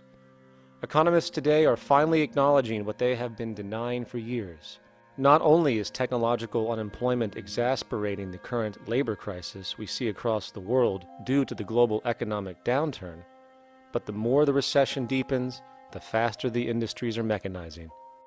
The catch, which is not realized, is that the faster they mechanize to save money, the more they displace people, the more they reduce public purchasing power. This means that while the corporation can produce everything more cheaply, fewer and fewer people will actually have money to buy anything, regardless of how cheap they become. The bottom line is that the labor for income game is slowly coming to an end. In fact, if you take a moment to reflect on the jobs which are in existence today, which automation could take over right now if applied, 75% of the global workforce could be replaced by mechanization tomorrow. And this is why, in a resource-based economy, there is no monetary market system, no money at all, for there is no need. A resource-based economy recognizes the efficiency of mechanization and accepts it for what it offers. It doesn't fight it like we do today. Why? Because it is irresponsible not to, given any interest in efficiency and sustainability. And this brings us back to our city system. In the center is the central dome, which not only houses the educational facilities and transportation hub, it also hosts the mainframe that runs the city's technical operations. The city is, in fact, one big automated machine. It has sensors in all technical belts to track the progress of agriculture, energy gathering, production, distribution, and the like. Now, would people be needed to oversee these operations in the event of a malfunction or the like? Most probably yes, but that number would decrease over time as improvements continue. However, as of today, maybe 3% of the city population would be needed for this job when you break it down.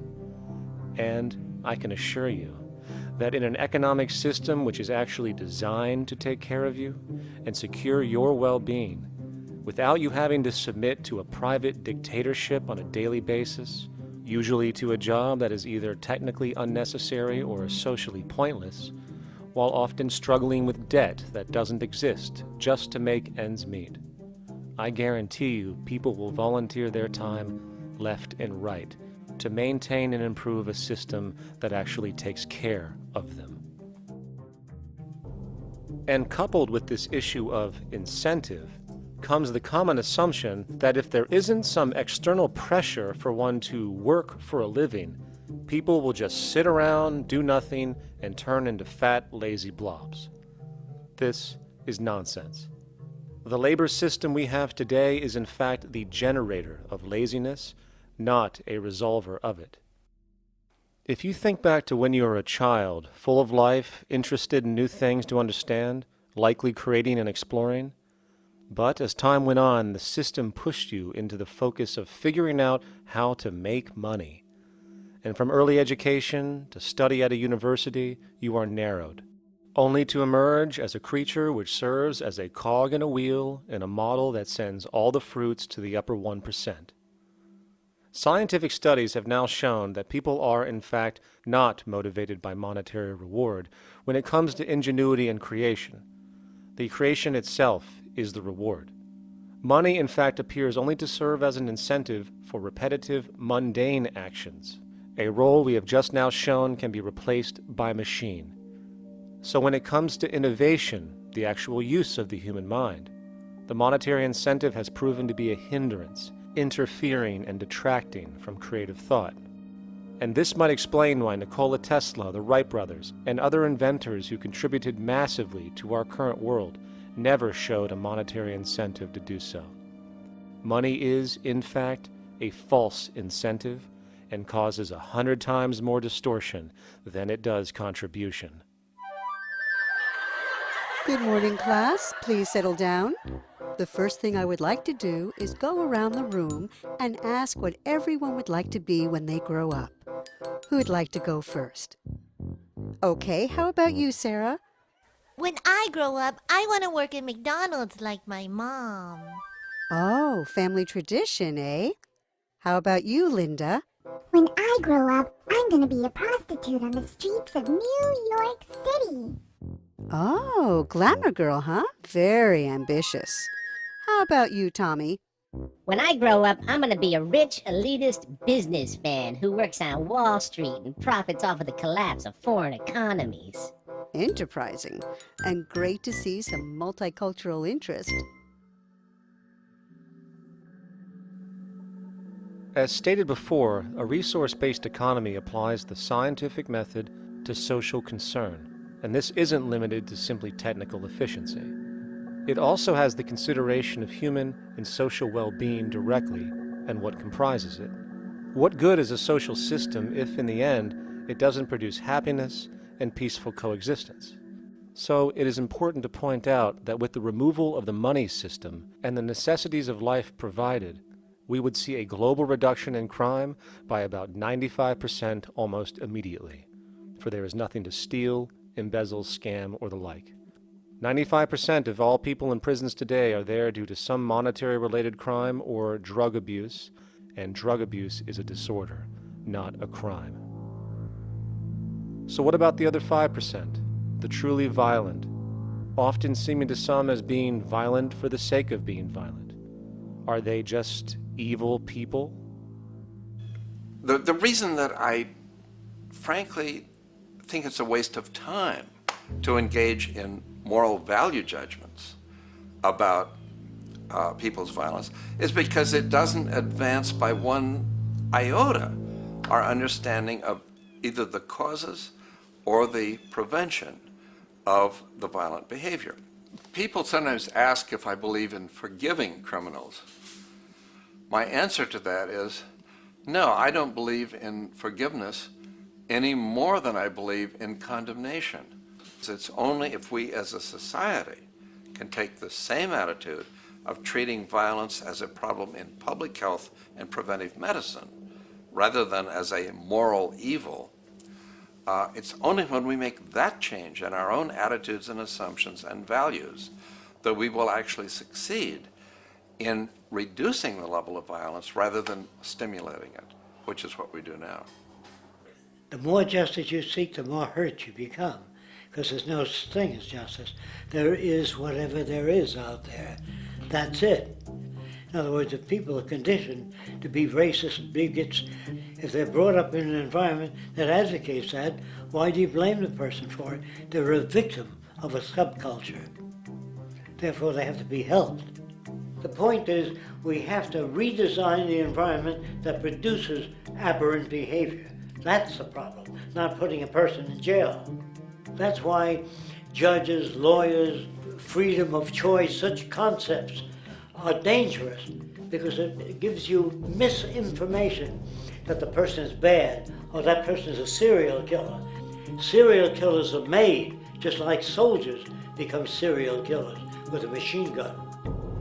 They become killing machines, but nobody looks at them as murderers or assassins, because that's natural. So we blame people. We say, well, this guy was a Nazi, he tortured Jews. No, he was brought up to torture Jews. Once you accept the fact that people have individual choices and they're free to make those choices, free to make choices means without being influenced. And I can't understand that at all. All of us are influenced in all our choices by the culture we live in, by our parents, and by the values that dominate. So we're influenced. So there can't be free choices. What's the greatest country in the world? The true answer, I haven't been all over the world, and I don't know enough about different cultures to answer that question. I don't know anybody that speaks that way. They say, good old USA, the greatest country in the world.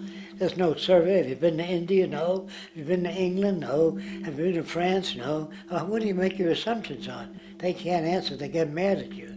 They say, well, goddamn it, who the hell are you to tell me what to think? You know, don't forget, you're dealing with aberrated people. They're not responsible for their answers. They're victims of culture. That means they've been influenced by their culture.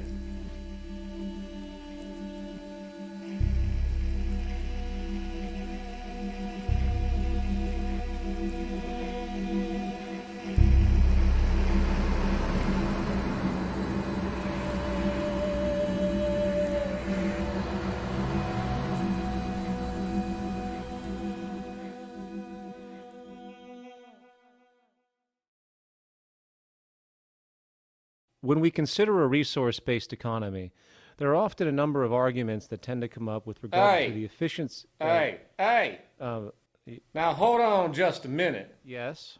I know what this is. This is called Marxism, buddy. Stalin killed 800 billion people because of ideas like this. My father died in the gulag. Hold on. Communist, fascist. You don't like America, you should just leave. Right, everybody just calm down. Death to the New World Order. Death to the New World Order. And as the irrationality of the audience grew, shocked and confused, suddenly the narrator suffered a fatal heart attack.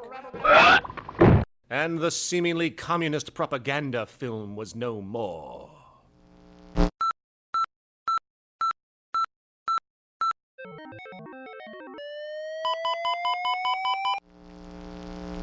You know, I've said that sort of thing to people in think tank type of situations, and you know, these Club of Rome types and so forth.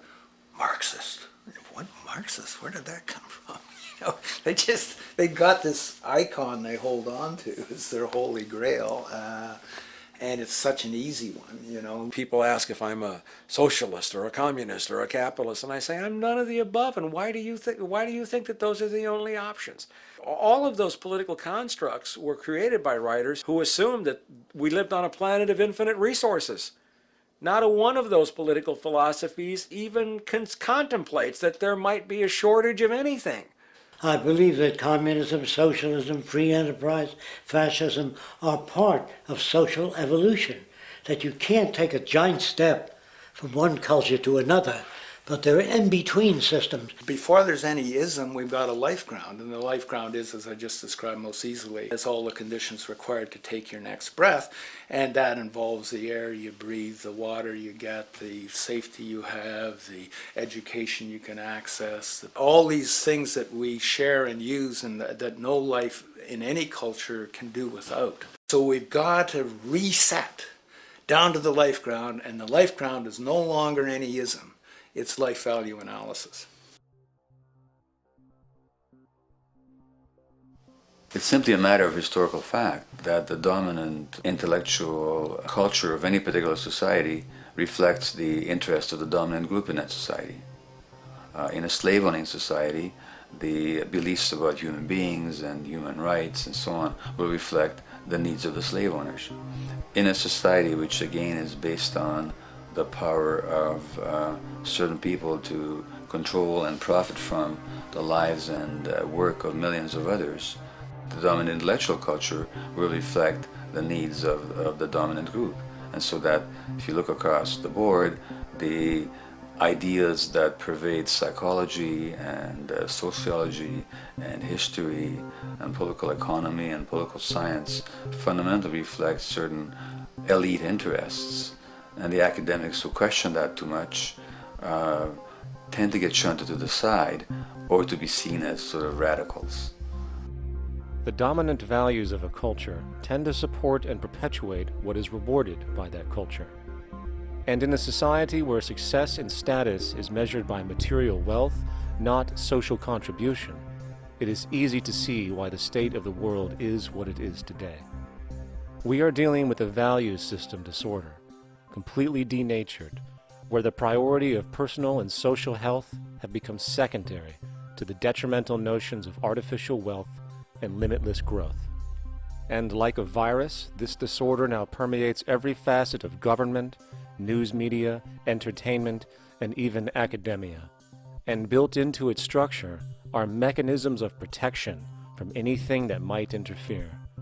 Disciples of the monetary market religion, the self-appointed guardians of the status quo, constantly seek out ways to avoid any form of thought which might interfere with their beliefs, the most common of which are projected dualities. If you are not a Republican, you must be a Democrat. If you are not a Christian, you might be a Satanist. And if you feel society can be greatly improved to consider perhaps, I don't know, taking care of everyone, you're just a utopianist. And the most insidious of them all, if you are not for the free market, you must be against freedom itself. I'm a believer in freedom. Every time you hear the word freedom being said anywhere or government interference said anywhere, it means, decoded, blocking maximization of turning money into more money for private money possessors. That's it. Every other thing they'll say, oh, we need more commodities for people, oh, this is freedom against tyranny and so forth. Every time you see it, you can decode it down to that. And I think you'll find a one-to-one correlation with every time they use it. And this is a sense in which we might call it's a syntax, a governing syntax of understanding and of value, so that it governs beneath their own recognition of it. So they may not say, oh, I didn't mean that at all, but in fact, that's what they do. Just like you may speak a grammar, and you have rules of grammar you follow without recognizing what the rules are.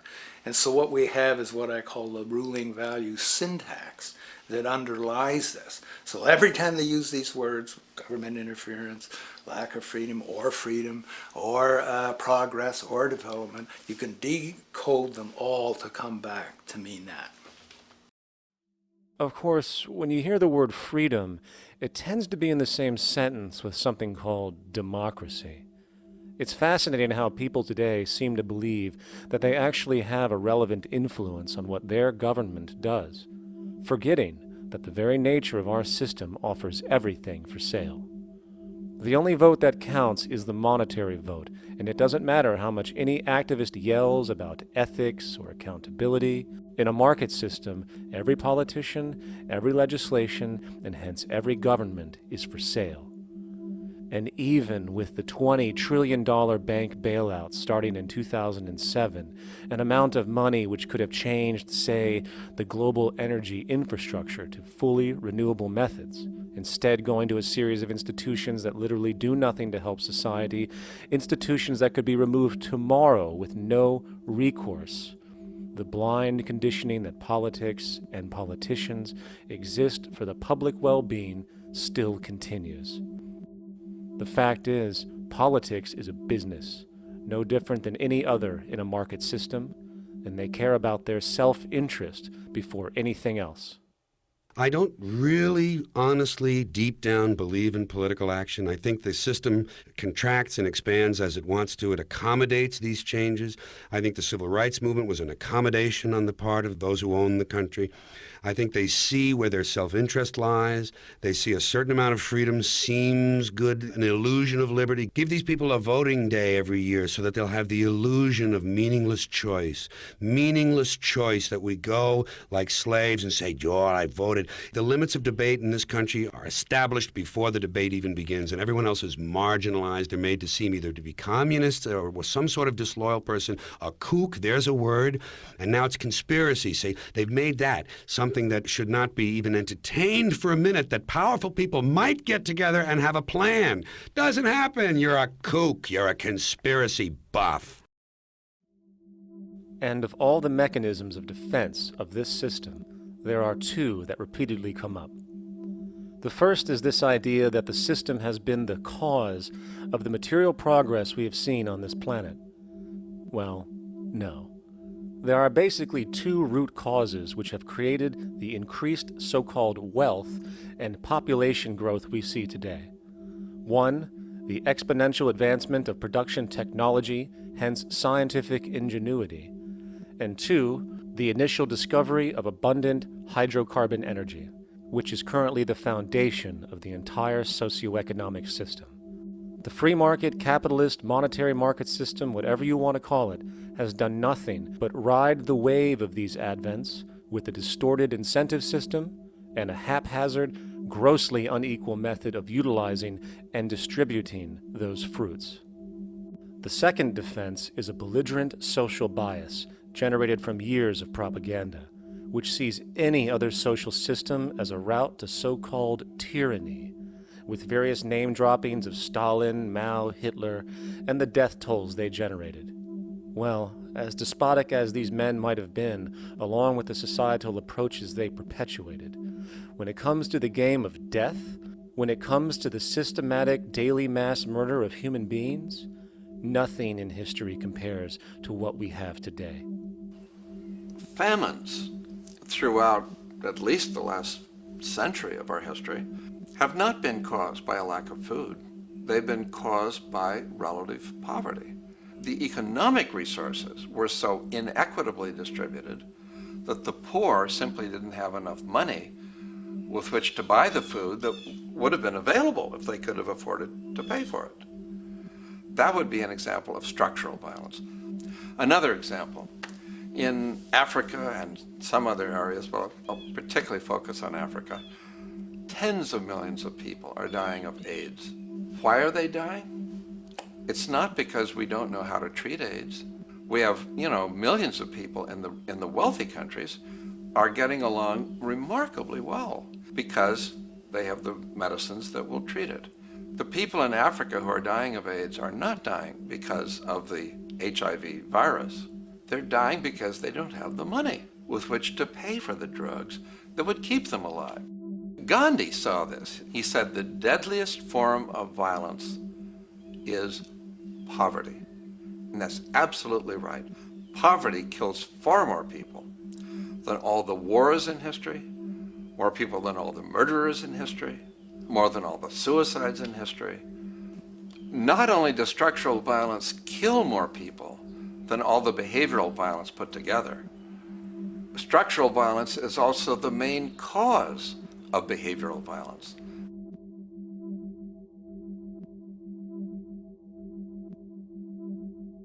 Oil is the foundation of, and it is present throughout the edifice of human civilization. There are 10 calories of hydrocarbon energy, oil and natural gas, in every calorie of food you and I eat in the industrialized world. Fertilizers are made from natural gas. Pesticides are made from oil. You drive oil-powered machines to plant, plow, irrigate, harvest, transport, package.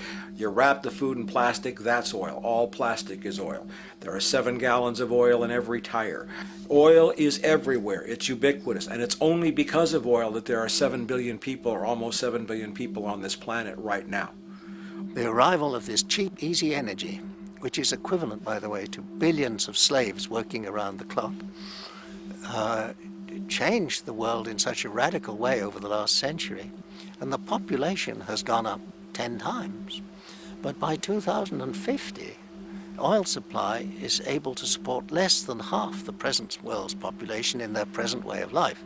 So the scale of adjustment to live differently is just enormous. The world is now using 6 barrels of oil for every barrel it finds. 5 years ago, it was using 4 barrels of oil for every barrel it finds. A year from now, it's going to be using 8 barrels of oil for every barrel it finds. What's disturbing to me is the lack of any real effort from governments worldwide or industry leaders worldwide to do something different. I mean, we have these sort of attempts to build more wind power and to maybe do something with tide. We've got attempts to make our cars a little bit more efficient. But there's nothing which really looks like a revolution coming along. These are all pretty minor. And that, I think, is pretty frightening.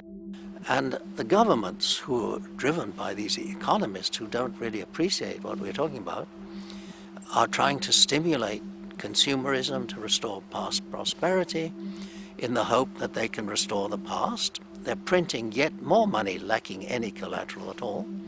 So if the economy improves and recovers and growth, famous growth comes back, it'll only be short-lived because within a short period of time, counted in months rather than years, it'll hit the supply barrier again. There'll be another price shock and a deeper recession. So I think we go into a series of vicious circles. So you have the economic growth going up, price spike, everything shuts down, that's where we are now. Then it starts to come up again. But what we have now is this area where there's no more ability to produce cheap energy. We're at the peak. We're on the downslope of oil production. No way you're going to get any more out of the ground any faster, which means that things shut down. The price of oil drops, which it did in early 2009, but then as you have an ersatz so-called recovery, the price of oil starts to come back. It's recently been hovering around $80 a barrel, and what we see is at $80 a barrel now, with the economic and financial collapse, people are having a hard time affording that. World oil production right now is about 86 million barrels a day. Over 10 years, you're looking at roughly 40 million barrels a day having to be replaced. There's nothing around which can come even within 1% of meeting that sort of demand. If we don't do something pretty quickly, there's going to be a huge energy deficiency.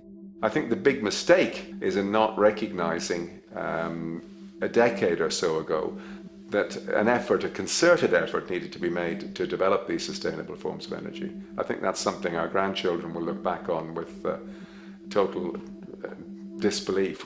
You people knew that you were dealing with a finite commodity. How could you possibly have built your economy around something which was going to disappear? For the first time in human history, the species is now faced with the depletion of a core resource central to our current system of survival. And the punchline of the whole thing is that even with oil becoming more and more scarce, the economic system will still blindly push its cancerous growth model, so people can go out and buy more oil-powered cars to generate GDP and jobs, exacerbating the decline. Are there solutions to replace the edifice of the hydrocarbon economy? Of course. But the path needed to accomplish these changes will not manifest through the market system protocols required, since new solutions can only be implemented through the profit mechanism. People are not investing in renewable energies because there is no money in it in both the long and short term, and the commitment needed to make it happen can only occur at a severe financial loss. Hence, there is no monetary incentive, and in this system, if there's no monetary incentive, things do not happen. And on top of it all, peak oil is just one of many surfacing consequences of the environmental social train wreck gaining speed today. Other declines include freshwater, the very fabric of our existence, which is currently showing shortages for 2.8 billion people, and those shortages are on pace to reach 4 billion by 2030. Food production, the destruction of arable cropland, from which 99.7% of all human food comes from today, is occurring up to 40 times faster than it is being replenished. And over the last 40 years, 30% of the arable land has become unproductive.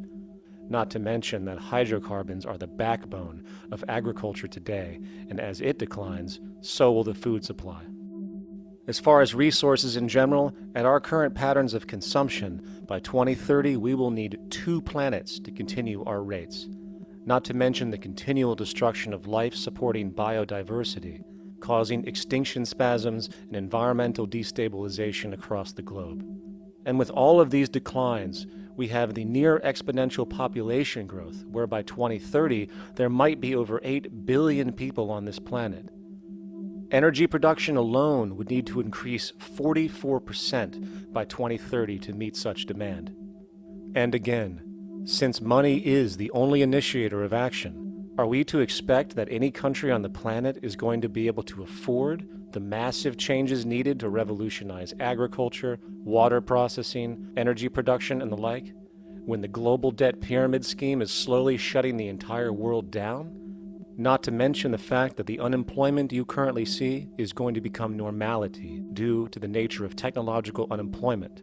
The jobs are not coming back.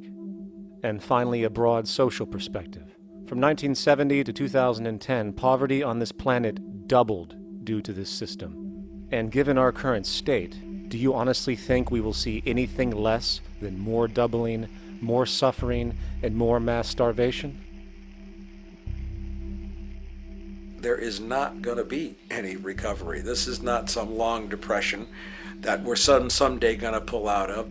I think the next phase we're going to see after the next round of economic collapse is massive civil unrest, when employment checks stop being paid because the states have no money left.